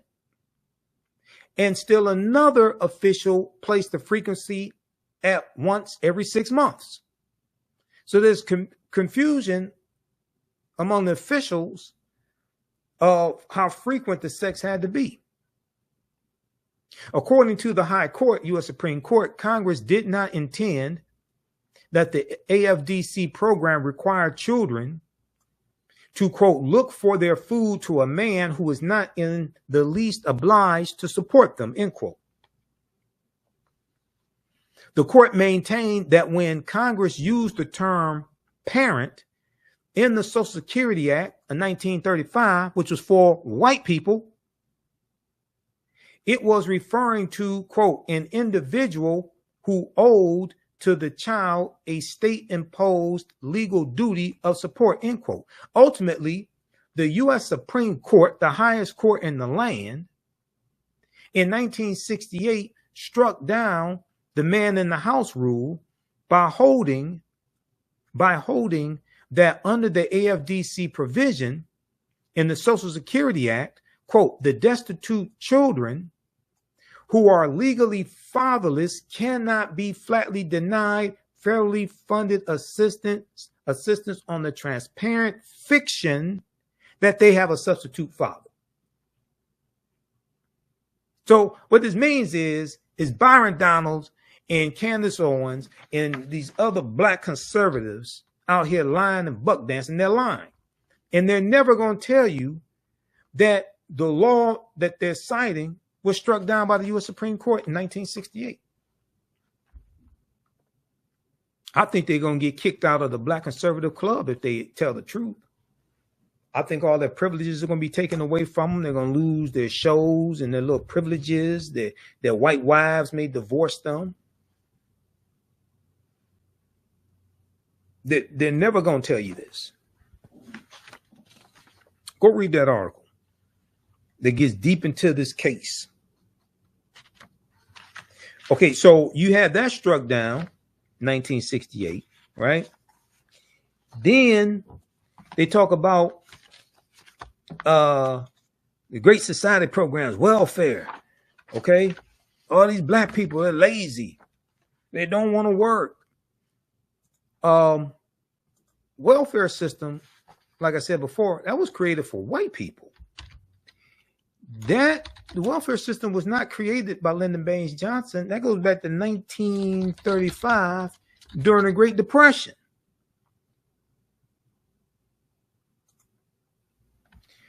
Let's look at this from archives.gov. What's archives.gov? That's the U.S. National Archives. You know, the same U.S. National Archives that wanted the classified documents back from Donald Trump. And he said because of the Presidential Records Act of 1978, he can keep the documents. But that's not what the Presidential Records Act of 1978 says. You can go read it at archives.gov, U.S. National Archives, because I read it. That's how I know he's lying. This says all those documents that presidents have are supposed to go to the U.S. National Archives because they belong to the people. If there's some documents that he has to keep or something, or what have, or if he needs documents for, like, to write a book, there's a process to go through to keep documents temporarily or something like that. You can't just say the Presidential Records Act says I can keep these documents, therefore you keep it, and then you ignore subpoenas from the National Archives. You just ignore that stuff. No. That's not how the real world works.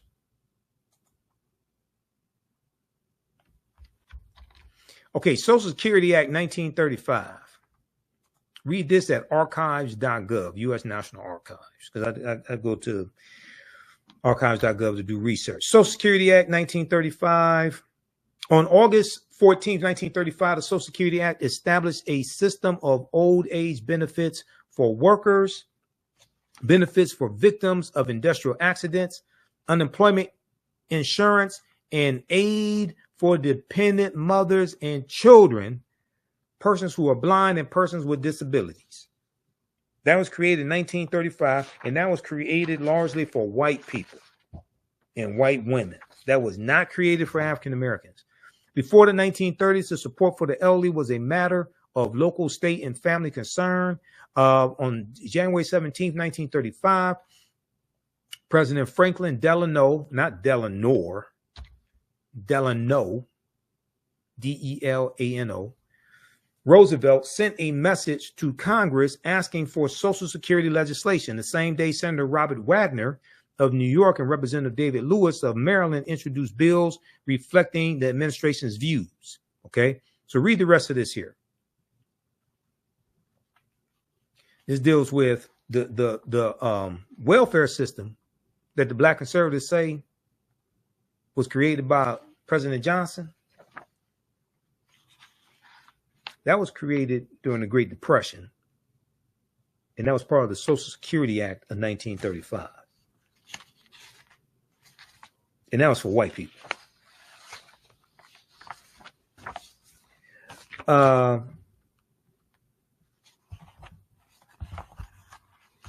If we look here at, there was a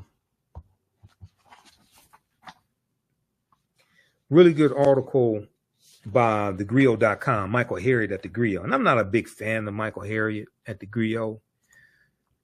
He does write some good articles every now and then. There was this one right here. They did a fact check on these lies Byron Donalds was telling. And they did a pretty good job with the fact check.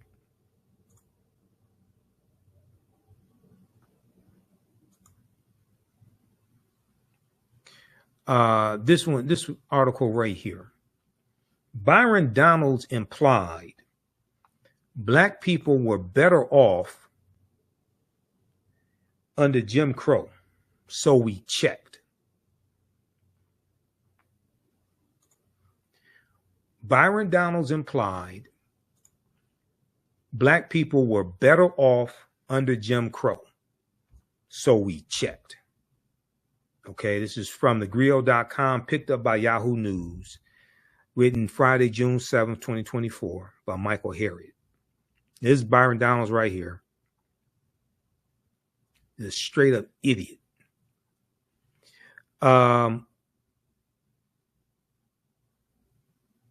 Let's see. Byron Donalds voted to overturn election results in 2020.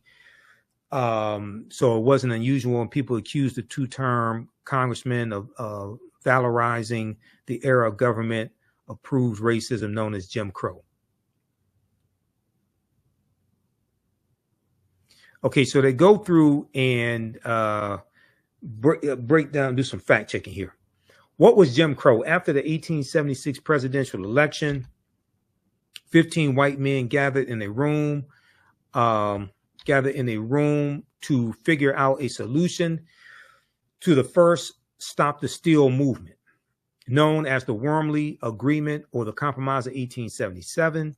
5 Supreme Court justices, 5 senators, and 5 representatives awarded the presidency to the Republican candidate Rutherford B. Hayes in exchange for ending the Reconstruction era. The concessions included a specific accommodation that the federal government would stop forcing former Confederate states to recognize the constitutional rights of black citizens. Now, notice how none of these black conservatives want to tell you that the Republican Party turned their backs on African Americans. And this is one of the reasons why Reconstruction ended. Because the Republicans sided with the Democrats and said, if you let Rutherford B. Hayes become president, he removed the Union troops out of the South. Therefore, you can take back control of the governments and you can do whatever you want to do. None of these black MAGA conservatives / Republicans, notice how none of them tell you this. This is documented history. Legislatures in northern and southern states immediately created a series of racially discriminatory policies that became known as Jim Crow laws.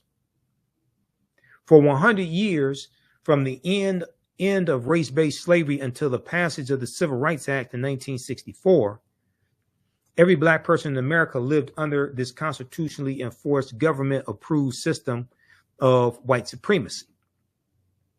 Because of Jim Crow, the black codes created after emancipation were now the law of the land. Segregated schools were mandatory under Jim Crow.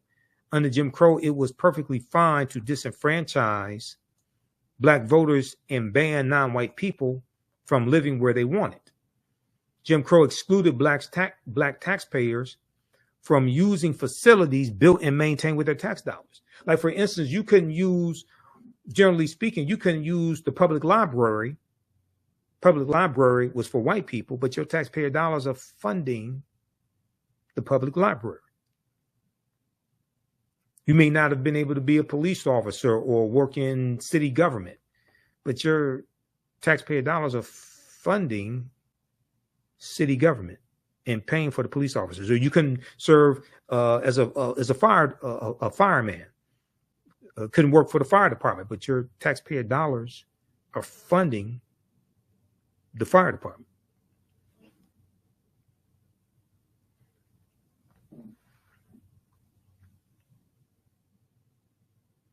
Were black voters more conservative? See, this is one of the things that Byron Donalds said. He said they were voting conservatively during Jim Crow.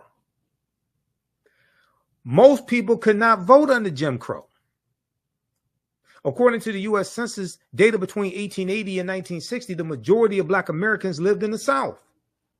Specifically, they lived in states that disenfranchised African American voters, which is why the Civil Rights Act of 1964 pre-clearance requirement banned these states from changing their voting laws without permission from the Department of Justice. And the Department of Justice was created in 1870 to enforce the new rights of African Americans. It is literally impossible to know what the majority of black Americans wanted under Jim Crow if they could not vote. Even if one counted the votes of the black people who did vote, there was never a moment in the history of this country when the majority of black voters supported conservative politics. Not as a whole. Not as a whole. What do you call it conservative? Because, see, if what's interesting, Donalds really doesn't understand history. Okay.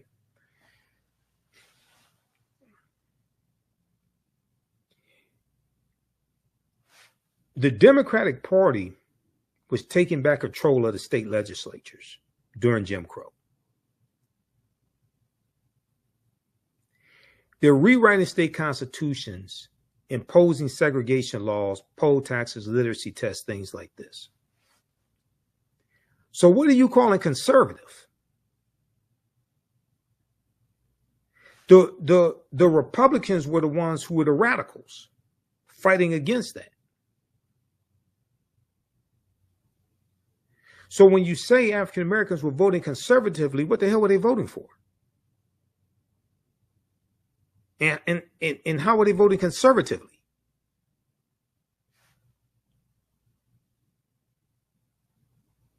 Were you saying they're voting for laws to oppress them and suppress their vote?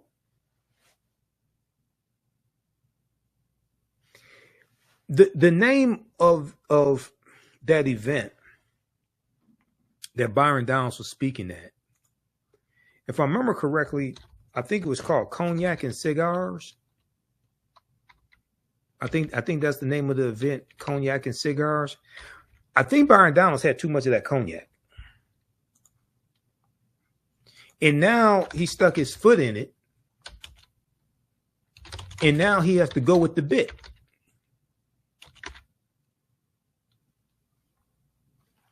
Because he can't admit he made a mistake, was wrong, didn't know what he was talking about, anything like that. Now he has to go with the bit.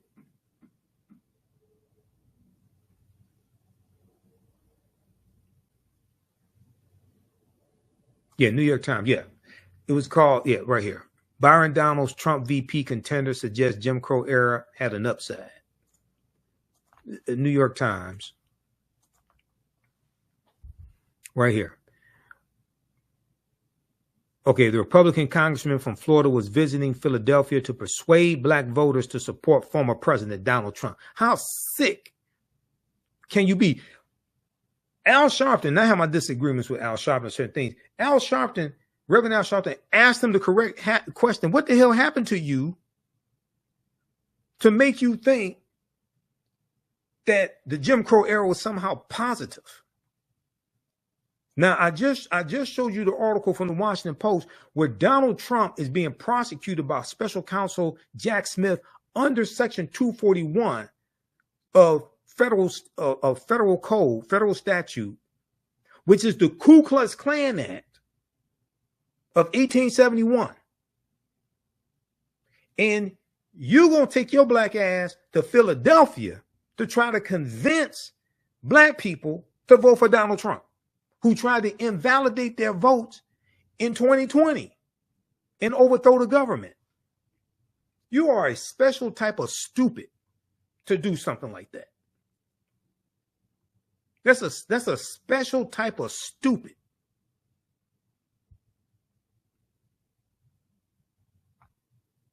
Yeah, Congress, Cognac, and Cigars.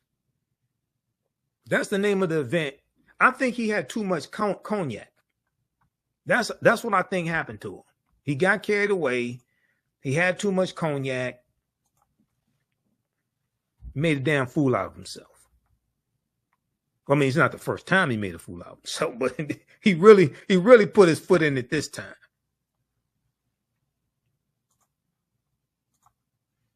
Okay, let's continue because I'm gonna wrap this up here in a minute. Let's go back to this piece here from the griot.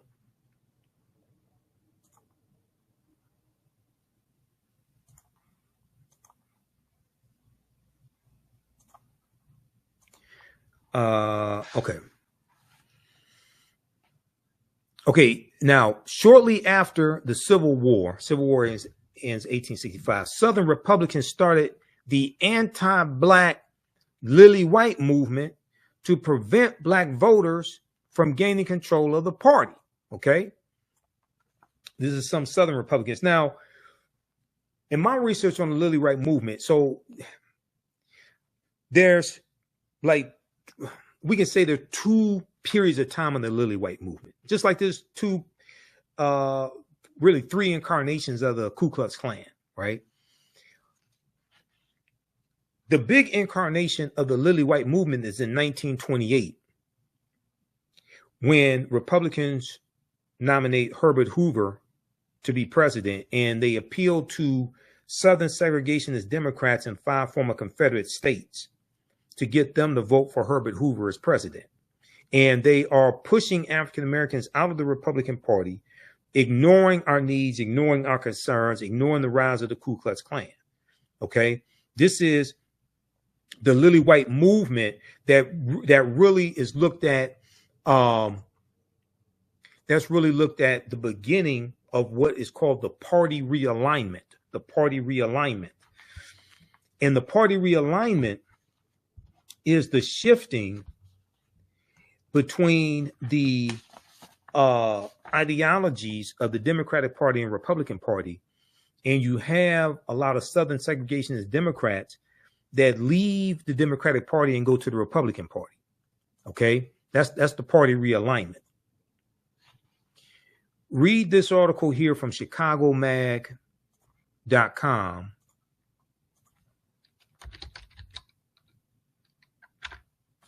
How the party of Lincoln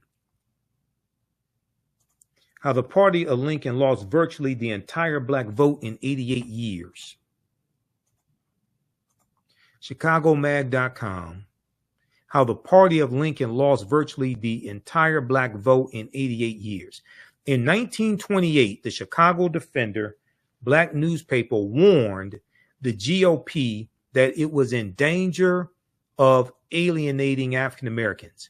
They did not listen, and the fall came fast. This is by Moser, July 29th, 2016. July 29th, 2016. Just a few months before the 2016 presidential election. In this article, they talk about the Lily White movement. Now, here's Herbert Hoover. Herbert Hoover at Howard University, 1932. President Herbert Hoover. This is during the Great Depression. His policies and rhetoric were the beginning of the end for the Black Republican vote. Okay, and I want to fast forward here. 1928. Robert Abbott, the founder of the Chicago Defender, is calling out the Republican Party in this article. Okay. Let me see. And it talks about here. Let's see here. In party ideologies in America, 1828 to 1996, political scientist John Gehring marks the beginning of the modern Republican Party as President Herbert Hoover's shifting campaign rhetoric. Well, he wins the 1928 presidential election. Herbert Hoover's shifting campaign rhetoric in 1928 and 1932. He's going to lose in 1932 to Franklin Roosevelt. When he talked more about the virtues of the American home and family than hard tack economics, because you're during the Great Depression. He mishandled the Great Depression and he loses the election. He only serves one term. Hoover's oratory about the progress of the individual being threatened by an overzealous government bureaucracy stuck around for the next 8 decades, and the wisdom of generations has helped us discern that this was indeed the start of a new Republican era.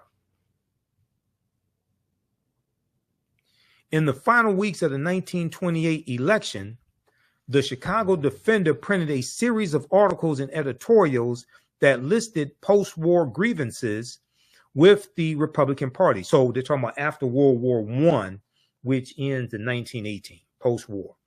In Washington, D.C., where the federal government was in direct authority, Republican presidents Warren G. Harding and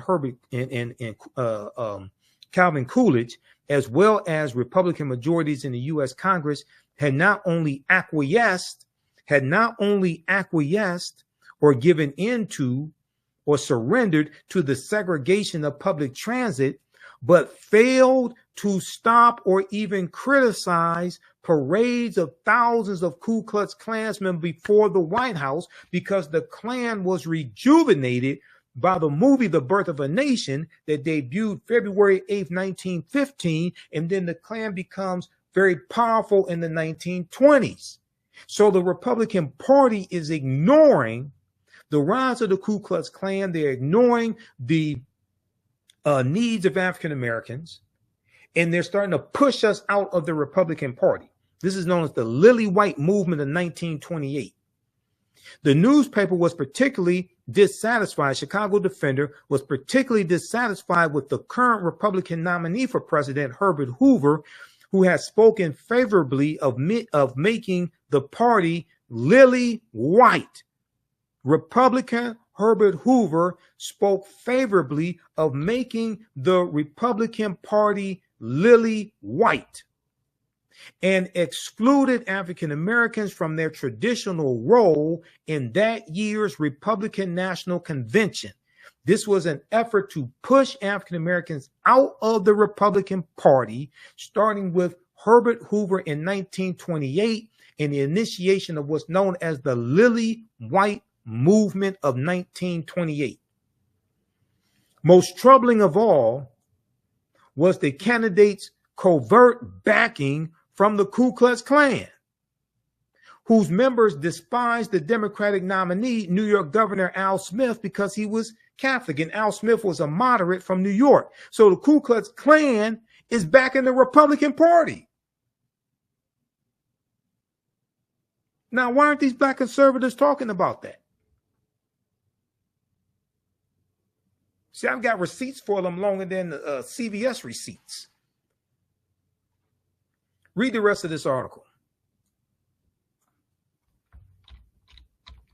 How the party of Lincoln lost virtually the entire black vote in 88 years. This is from ChicagoMag.com.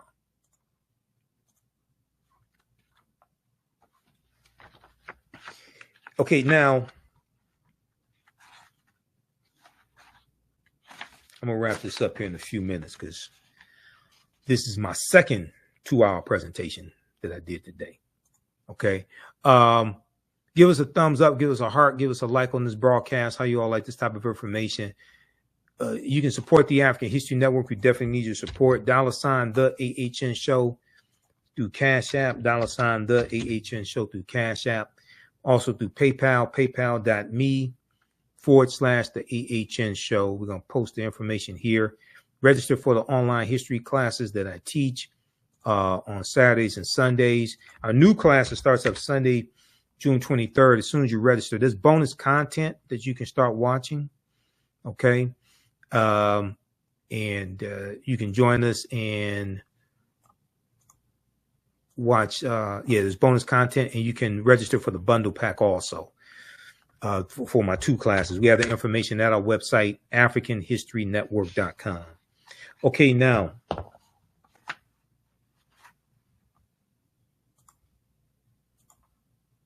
let's go back to this piece here from theroot.com because they dealt with some good history here.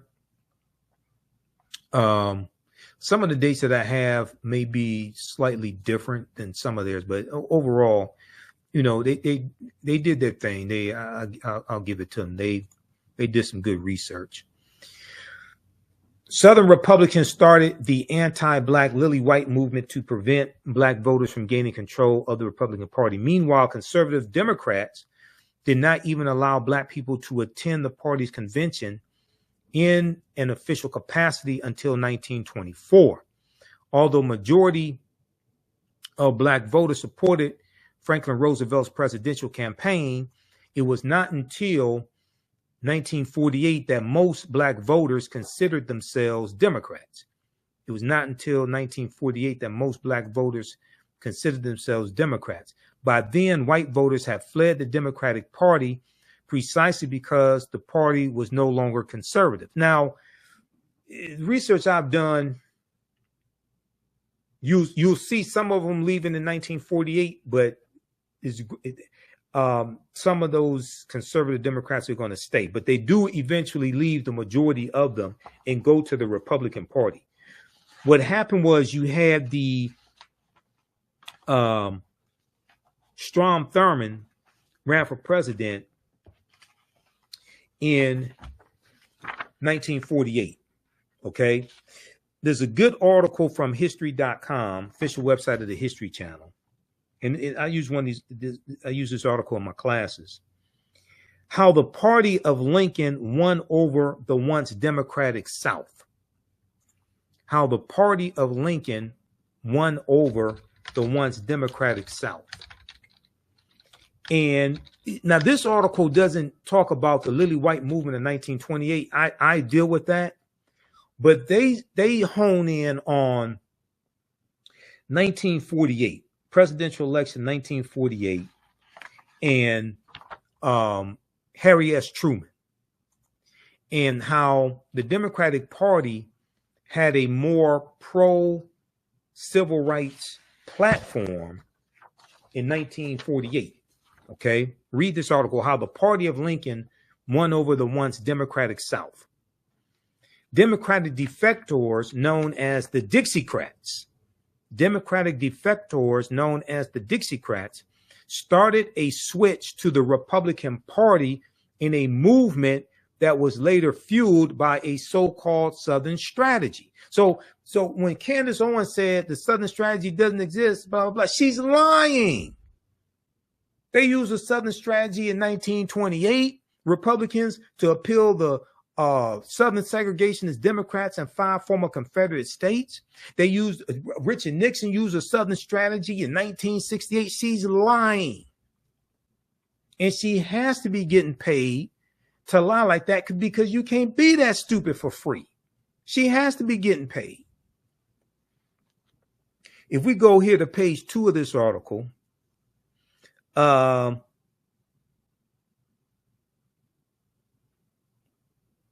let's see. After the Civil War, the Democratic Party's opposition to Republican Reconstruction legislation solidified its hold on the South. The Democratic Party, quote, the Democratic Party came to be more than a political party in the South. It came to be a defender of a way of life, Goldfield says. And they're citing David Goldfield, author of the book on American politics called The Gifted Generation When Government Was Good. It came out in November 2019.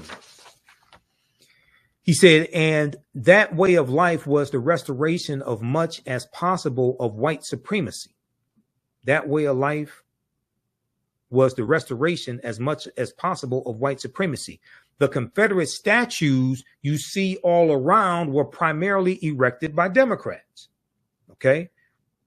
Now, this is before the party realignment is completed and the Southern segregationist Democrats leave to join the Republican Party. Up until the post-World War II period, World War II ends in 1945, the party's hold on the region was so entrenched that Southern politicians usually could not get elected unless they were Democrats. But when President Harry S. Truman, a Democratic Southerner, introduced a pro-civil rights platform at the Democratic Party's 1948 convention, a faction of the Democratic Party walked out because African Americans going back to 1928 and going back to 1932, when Franklin Roosevelt runs against Herbert Hoover, we started slowly going over to the Democratic Party. We found them more receptive to our issues. We were being pushed out of the Republican Party, and the Republican Party was increasingly ignoring our issues. These defectors, known as Dixiecrats, held a separate convention in Birmingham, Alabama. There, they nominated South Carolina Governor, white supremacist Strom Thurmond, who was a staunch opposer to civil rights, a staunch segregationist. He had a black mistress, okay, staunch opposer of civil rights, to run for president on their states' rights ticket. He was nominated to run for president on the Dixiecrats' states' rights ticket. Although Strom Thurmond lost the election to President Harry S. Truman, he still won over 1 million popular votes. Quote, it was the first time since before the Civil War that the South was not solidly Democratic, Goldfield says. And that began the erosion of the Southern influence in the Democratic Party. After that, the majority of the South still continued to vote Democratic because it thought of the Republican Party as the party of Abraham Lincoln and Reconstruction. The big break did not come until President Lyndon Baines Johnson, another Southern Democrat from Texas, signed the Civil Rights Act in 1964 and the Voting Rights Act in 1965. Though some Democrats had switched to the Republican Party prior to this, that's true, many did, prior to 64 and 65, quote, the defections became a flood. The defections became a flood after Johnson signed these acts. And so the political parties began to reconstitute themselves, Goldfield says. Then in 1964, Senator Barry Goldwater of Arizona, a Republican, runs for president against Lyndon Baines Johnson, and Barry Goldwater ran on an anti-civil rights platform. So most African Americans naturally voted for Lyndon Baines Johnson because it made sense. The change was not total or immediate. During the late 1960s and early 70s, white Southerners still transitioning away from the Democratic Party, newly enfranchised Black Southerners voted and continued to vote Democratic. And even as Republican Richard Nixon employed a Southern strategy, share this article with Candace Owens because she doesn't know what the hell she's talking about. And even as Republican Richard Nixon employed a Southern strategy that appealed to the racism of Southern white voters, former Alabama Governor George Wallace, who wanted segregation now, segregation tomorrow, segregation forever, ran as a Democrat in the 1972 presidential primaries. Now, he ran for president in 68 and lost. He didn't run as a Democrat in 68. He ran as a third party candidate in 68. He got 46 electoral college votes from 5 former Confederate states in 1968. That was the last time a third party candidate won a single electoral college vote. 1968. This is why voting third party is ridiculous if you actually understand how the electoral college works. It takes 270 electoral college votes to become president-elect. You become president-elect by winning the popular votes in each state. You win the popular votes in each state. You win the electoral college votes in each state by winning the popular vote in each state. Anybody tells you the popular vote does not matter is lying to you. Or they don't read. They haven't read the U.S. Constitution. Popular vote does matter. It's the popular vote per state that matters. And that's, you become president-elect by winning 270 electoral college votes to that are awarded by the states. This is before the electoral college votes. The electoral college doesn't vote until the first Monday following the second Wednesday in December, which usually falls in the middle of December.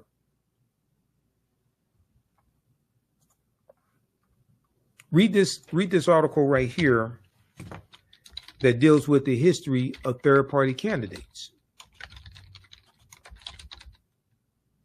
And breaks down this history, because I can listen to people talking about voting third party. I could tell they don't understand U.S. Constitution and don't understand the Electoral College. Because if no presidential candidate gets 270, then it goes to the House of Representatives to determine who the president is, and they vote based upon delegation. There are 50 delegations because there are 50 states. Republicans control 26 of the 50 delegations, and they vote on, I think it's January 3rd. They voted January because new Congress comes in right about January 3rd or so. So if Donald Trump,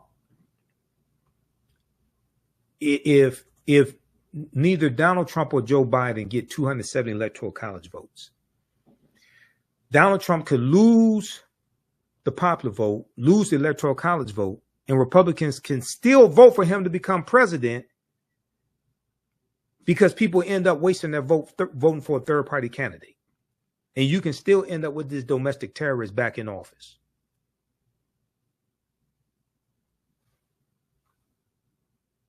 And the U.S. Senate determines who the vice president will be. A romp through history's most successful third-party presidential candidates. A cavalcade of populists, socialists, and segregationists came long before Ralph Nader and Ross Perot, July 3rd, 2023, for Slate.com. Fantastic article. Fantastic historical article. Go check this out, okay? Because I hear these people out here talking, and I can listen to them and tell they don't understand history, don't understand the U.S. Constitution, don't understand the Electoral College, which created the U.S. Constitution.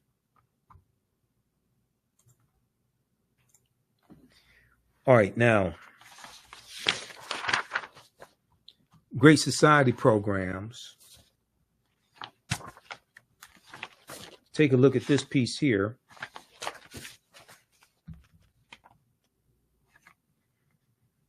Because I got two more I'm going to show you, because we're going to talk about three very quickly here. Because I hear them say things like the marriage rate, the black marriage rate, all this stuff, right? We're going to look at the Great Society programs here. Then I'm going to show you something that none of these black conservatives or the white ones they love want to tell you.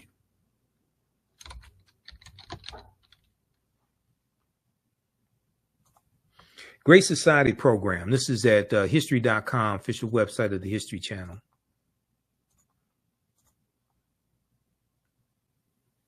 August 28th, 2018. Great Society. In a nutshell, okay, it takes you through, it talks about the Great of what they were. The Great Society was an ambitious series of policy initiatives, legislation, and programs spearheaded by President Lyndon Baines Johnson, with the main goals of ending poverty, reducing crime, abolishing inequality, and improving the environment. This is why black conservatives are against this.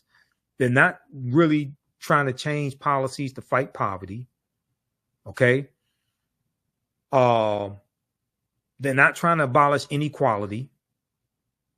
Most of them are against environmental regulations to improve the environment, fight climate change, things of this nature. In May 1964, President Lyndon Baines Johnson laid out his agenda for a great society. During a speech at the University of Michigan, with his eye on re-election that year, Johnson set in motion his Great Society, the largest social reform plan in modern history. Okay, so they talk about riding a wave of empathy and being sworn in after Kennedy was assassinated. They talk about the war on poverty. The war on poverty. In March of 1964, Johnson introduced the Office of Economic Opportunity and the Economic Opportunity Act. During a special message to Congress, he had hoped to help the underprivileged break the poverty cycle by helping them develop job skills, further their education, and find work. Okay. Now these black conservatives make the Great Society programs seem like it's for lazy people and lazy black people. No, it was to help them develop job skills, further their education, and find work. To do this, President Johnson created Job Corps for 100,000 disadvantaged men. Half would work on conservation projects, and the other will receive education and skills and training, special job training centers. Receive education and skills training in special job training centers. Does this sound like this is something for lazy people? In addition, President Johnson tasked state and local governments with creating work training programs for up to 200,000 men and women. A national work study program was also established to offer 140,000 Americans the chance to go to college who could otherwise not afford it. So the work study program that you have in colleges, okay, this was a special government program where you work and get paid for it while you're in college. All it's a special program that was created by the Great Society programs. Does this sound like this is for lazy people? Other initiatives, the so-called War on Poverty, offered were a community action program for people to tackle poverty within their own communities, the ability for the government to recruit and train skilled American volunteers to serve poverty-stricken communities, loans and guarantees for employers who offer jobs to the unemployed. So this was encouraging people to work. Not discouraging people from working. It was encouraging people to work, encouraging people to go to college, encouraging people to get skilled trades training. funds for farmers to purchase land and establish agricultural co-ops, help for unemployed parents preparing to enter the workforce, help for unemployed parents preparing to enter the workforce. Then you had Medicaid and Medicare and Medicaid that's created by the Great Society programs. Head Start and education reform was also created by the Great Society programs. The Head Start program started as an 8-week summer camp run by the Office of Economic and Opportunity for 500,000 children ages 3 to 5. Since the program's inception, it has served over 32 million vulnerable children in America. Oh, we can't have Head Start. We can't have lazy 3-year-olds and 5-year-olds. Read the rest of this. Preschool, all that, funded preschool programs, supported school libraries, purchased school textbooks, provided special education services, etc. Okay? Read the rest of this. Great Society. This is at history.com, official website of the History Channel. Okay, now, so we got that one, and then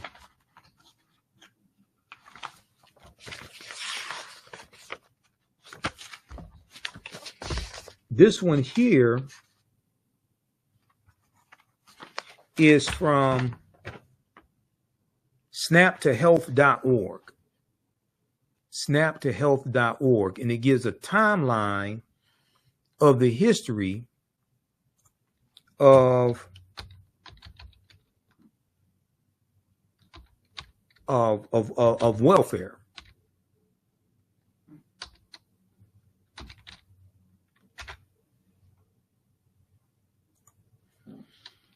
A virtual town hall for SNAP.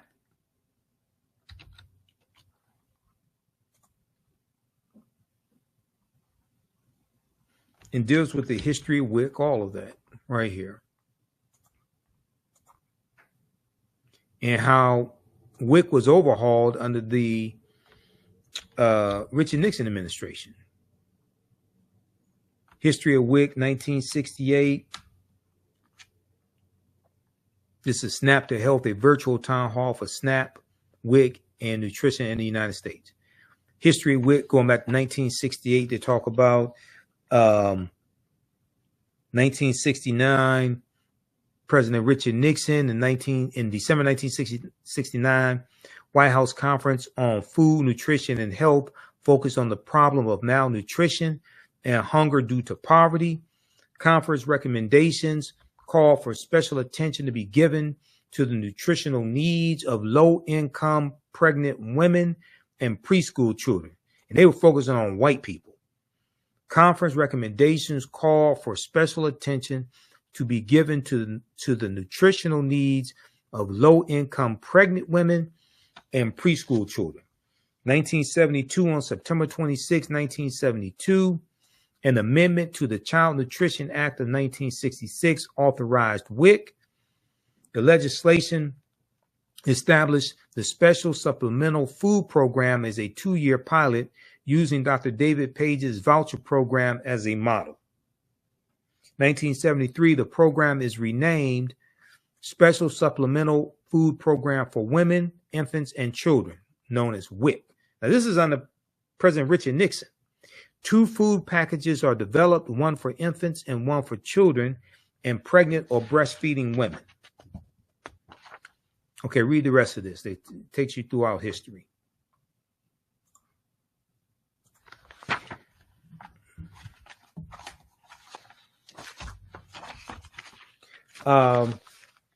So they like to talk about the marriage rates and things like that, and black people not getting married and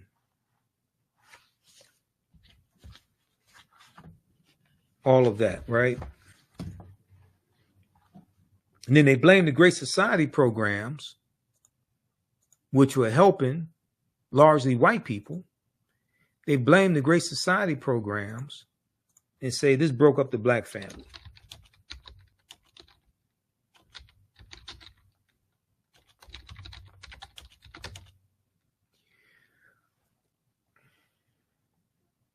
The marriage rates in this country start declining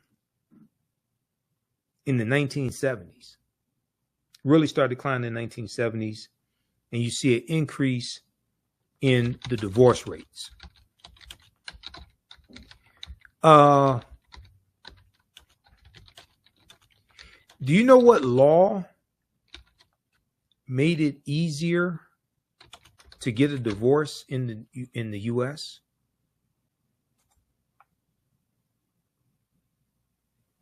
Does anybody know? Because these black conservatives are not going to tell you. That was the Family Law Act of 1969. Let's look at this article here from CNN.com. What is no-fault divorce and why do some conservatives want to get rid of it?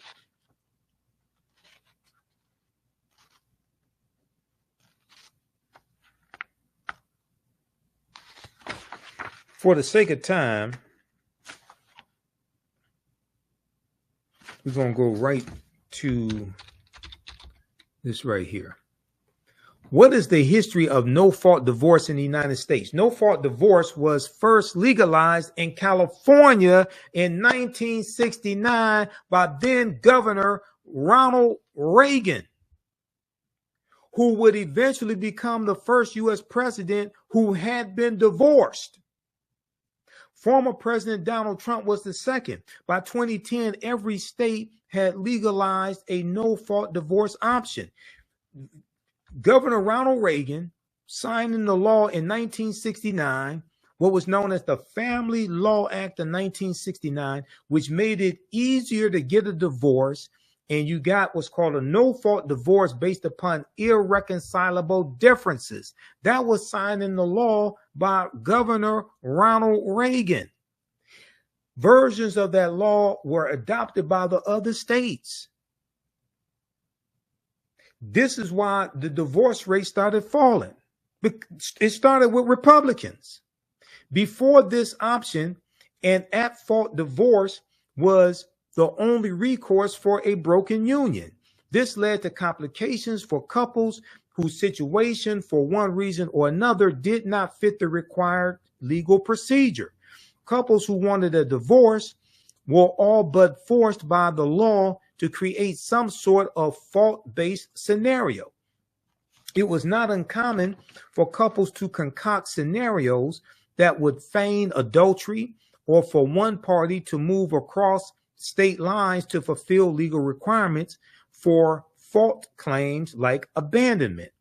Migratory divorce, where a couple would move together to a state with no fault divorce laws, was common.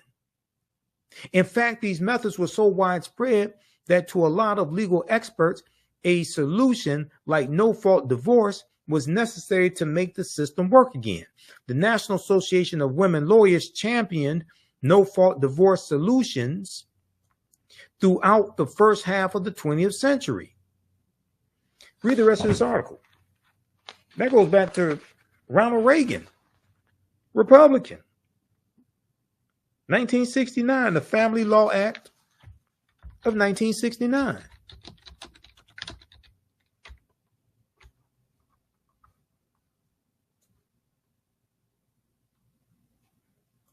So read that article from CNN.com. What is no-fault divorce and why do some conservatives want to get rid of it? It's from November 27th, 2023. Interesting how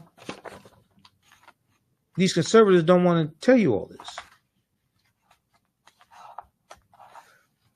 So you have them saying the divorce rate, and black families are together, things like this. They want to blame Lyndon Johnson. Don't want to tell you that what really contributed to divorce rates was the Family Law Act of 1969 coming out of California, signed a law by Republican Ronald Reagan. They don't want to talk about how the automation in a lot of these auto plants made it harder for African-American men to get jobs. And that goes back to the article from theroot.com that I showed you, welfare fathers and those persistent myths. Then also this piece here from InTheseTimes.com by Marilyn Katz. This breaks down a lot of that history as well. A half century after Detroit uprising, cities still stranded by capitalism and government.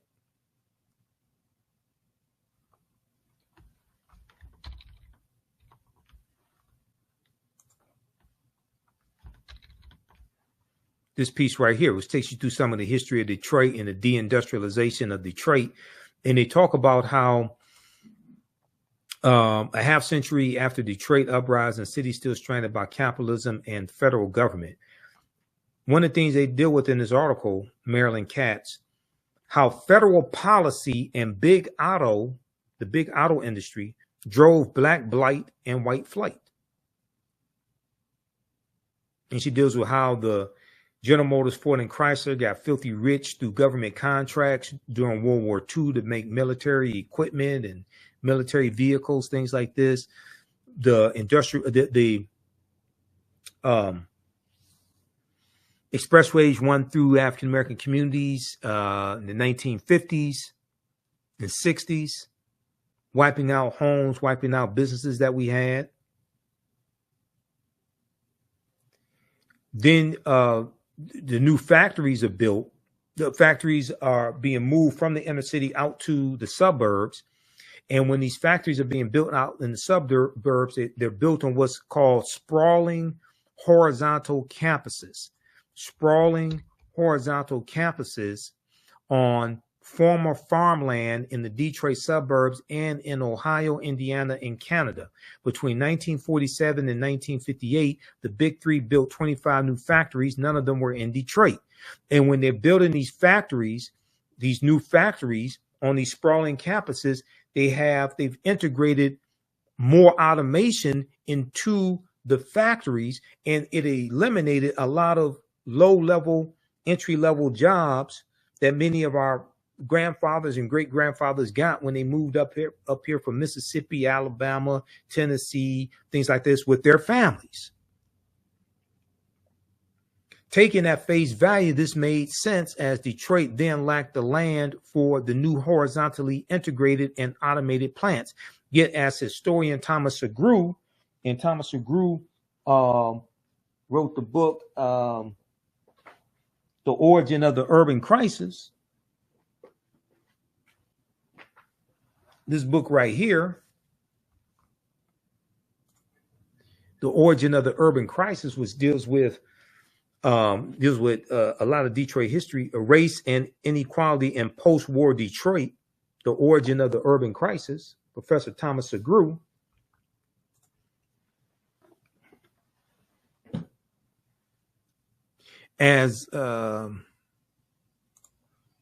Yet as historian Thomas Segru and others point out, it was also a way for the auto companies to weaken the UAW, which had won unprecedented victories during the war years, World War II. And with the auto industry went the jobs. In 1960, only Chrysler produced cars in Detroit. Its 60,000 Detroit workers represented only half of those employed just a decade earlier. In less than 2 decades, from 1947 to 1967, Detroit lost 128,000 jobs in the auto industry alone. Okay, read the rest of this article here.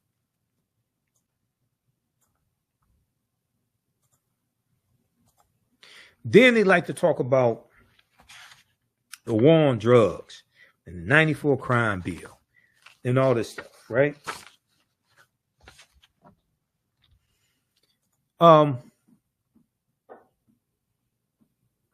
You know when the war on drugs started?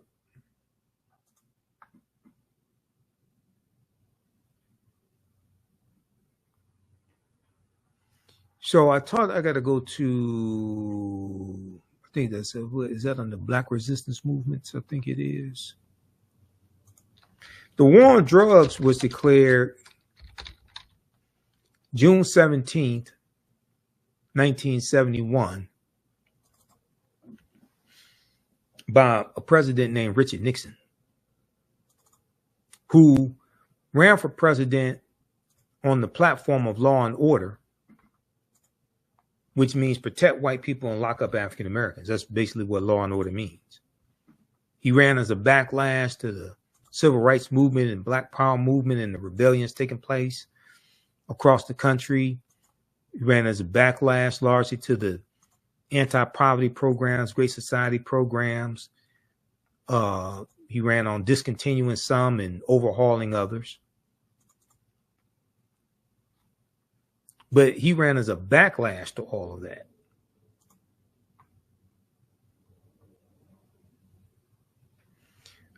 There was the article from Harper's Bazaar Weekly, and it was from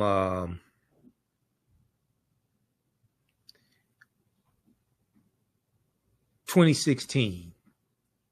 It's called Legalize It All.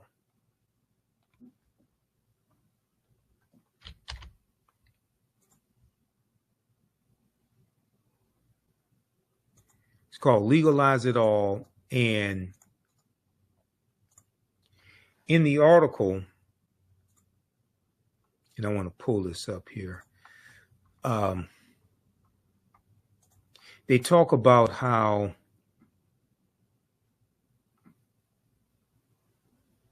they deal with the origins of the war on drugs and Richard Nixon. And it dealt with an interview that John Ehrlichman, who was Richard Nixon's domestic policy advisor,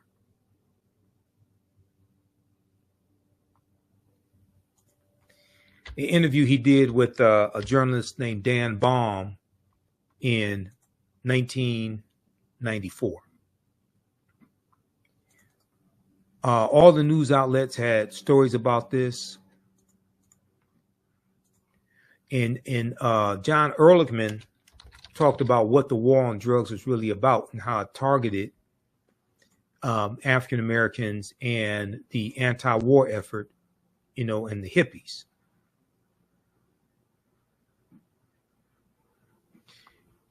This piece right here, AtlantaBlackStar.com has an article on this.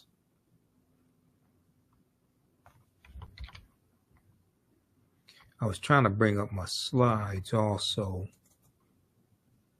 because I have this in some of my presentations.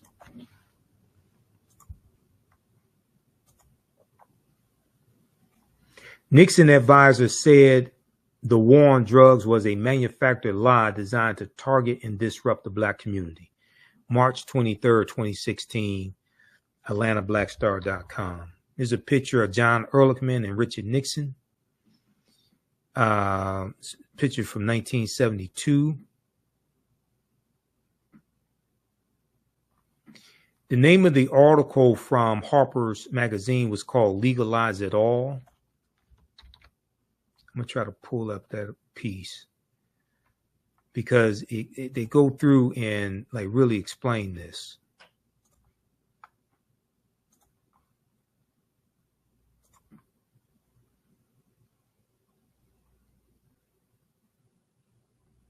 I had to restart my PowerPoint presentation here. Okay, let me show you this here.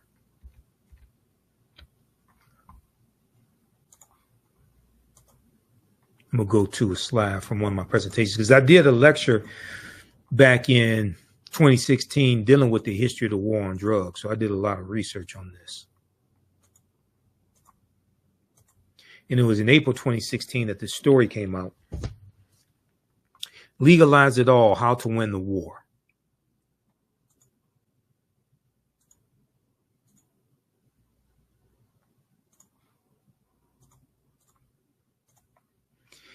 In Legalize It All, the April 2016 cover story of Harper's Magazine, journalist Dan Baum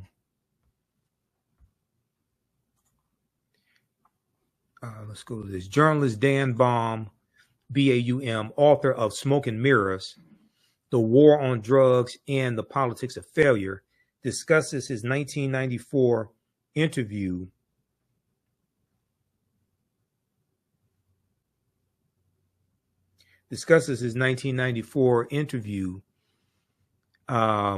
with John Ehrlichman. Now, John Ehrlichman died in 1999.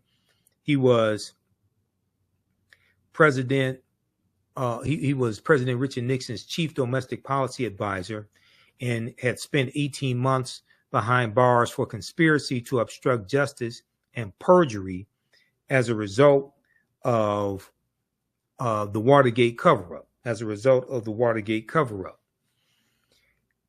Read the article from AtlantaBlackStar.com. Nixon advisor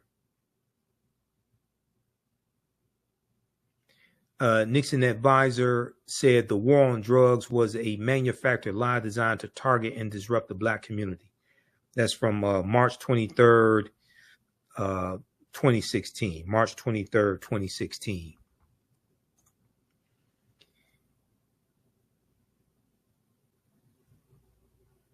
How did the United States entangle itself in a policy of drug prohibition that has yielded so much misery and so few good results? Americans have been criminalizing psychoactive substances since San Francisco's anti-opium 1875 law that targeted Chinese men working on railroads.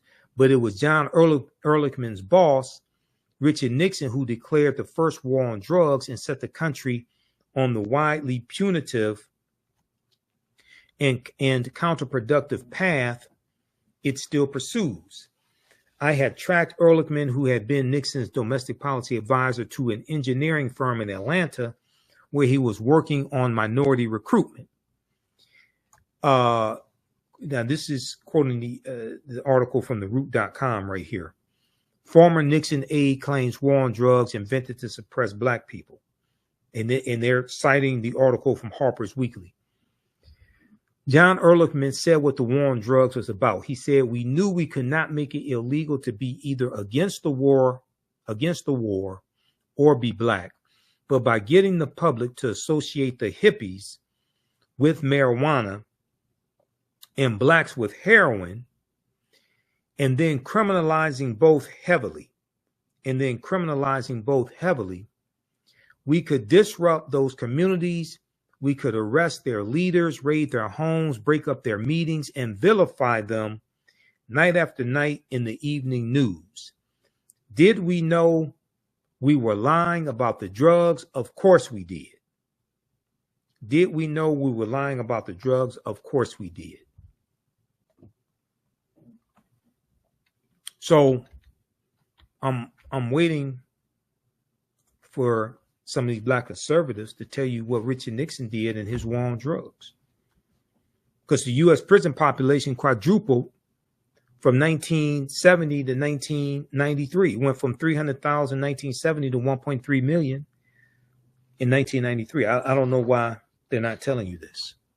I just can't figure it out. All right. So, also, you can read this piece here dealing with Jim Crow laws, in the history of Jim Crow laws. Let's see, this is a good one here. Yeah, right here. Jim Crow laws from history.com.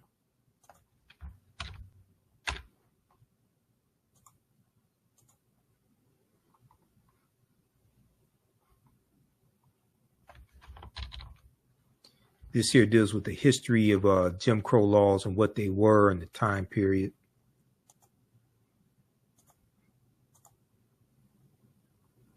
So you can read this.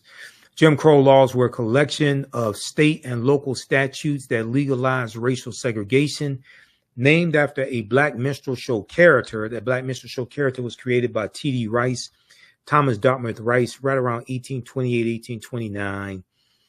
Comes from the story goes, he saw a male slave tending to animals. He's a teenage male, something like that. He was singing the song, "Turn around, jump around, I jump just so. Every time I turn around, I jump Jim Crow." So it was named after a black minstrel show character. T.D. Rice creates his Jim Crow character, puts on black face, tattered, torn clothing, and adopts a Southern dialect and performs his Jim Crow character on stage. This becomes the birth of the minstrel shows. The birth of the minstrel shows. Thomas Dartmouth Rice is known as the father of minstrelsy and the minstrel shows. The laws, which existed for about 100 years from the post-Civil War era until 1968, were meant to marginalize African Americans by denying them the right to vote, hold jobs, and get education or other opportunities. Those who attempted to defy Jim Crow laws often faced arrest, fines, jail sentences, violence, and death. Then they go into the history of the black codes, etc. Okay, so read this here, dealing with Jim Crow laws.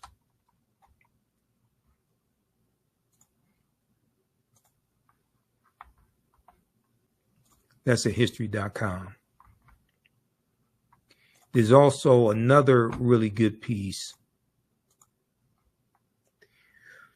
that deals with how, which one is this one? Yeah. How Jim Crow laws suppressed the African American vote for generations.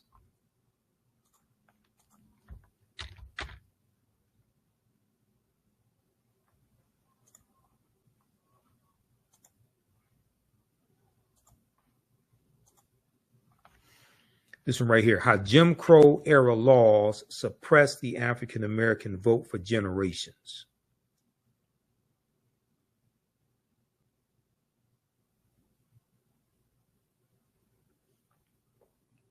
In the wake of the passage of the 15th Amendment and Reconstruction, several Southern states enacted laws that restricted Black Americans' access to voting. This is from August 8th, 2023, was last updated. So read this one here. Welcome to Sapphire. Takes you through history. Talks about the 15th Amendment, all of this. Mississippi State Constitution, Mississippi State Convention, 1890. Right here, we came here to exclude the Negro. Deals with all this history. The impact of the legislation was swift. By 1910, registered voters among African Americans dropped to 15% in Georgia and under 2% in both Alabama and Mississippi, according to historian Donald Neiman in his book Promises to Keep, African Americans and the Constitutional Order, 1776 to present. Then you had Williams versus Mississippi, U.S. Supreme Court case of 1898 that challenged the poll taxes. And the U.S. Supreme Court upheld the state poll taxes in Mississippi, the disenfranchisement clauses, grandfather clauses, and literacy tests on the basis that the new Constitution did not discriminate between the races. And it has been shown that their actual administration was not evil, only that evil was possible under them. This is what the U.S. Supreme Court ruled when we challenged these laws. This is 2 years after Plessy versus Ferguson. This is Williams versus Mississippi, 1898 U.S. Supreme Court case.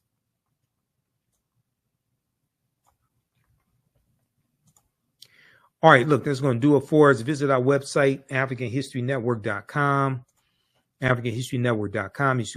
You can support the African History Network $, the AHN Show through Cash App and through PayPal, paypal.me/the Join me in Detroit at the Juneteenth events, the 14th, 15th, and 16th. Juneteenth, JubileeDET.com. Register for my online classes. Next class is Saturday, June 22nd, 4 p.m. Eastern Standard Time. Ancient Kemet, the Moors, and the Ma'afa. Understanding the transatlantic slave trade, what they didn't teach you in school. Register here. As soon as you register, you can watch the previous classes that are archived, download a lesson plan that I put together, register for my new class. Starts Sunday, June 23rd, 4 p.m. Eastern Standard Time. Black resistance movements, Haitian Revolution, U.S. Civil War, Civil Rights Movement, Black Power Movement, 1800 to 1968. Click here to register for the full class. Click here to register for the bundle for both courses. Okay. This content is PG-13. You can use this with your children. It's not overly graphic or anything like that. Okay. All right. After you get out of here, remember at the African History Network, you focus on educating, empowering, and inspiring people of African descent throughout the diaspora and around the world. Because right now it's correct wrong behavior. It's not over till we win Wakanda forever. And we'll talk to you next time. Peace.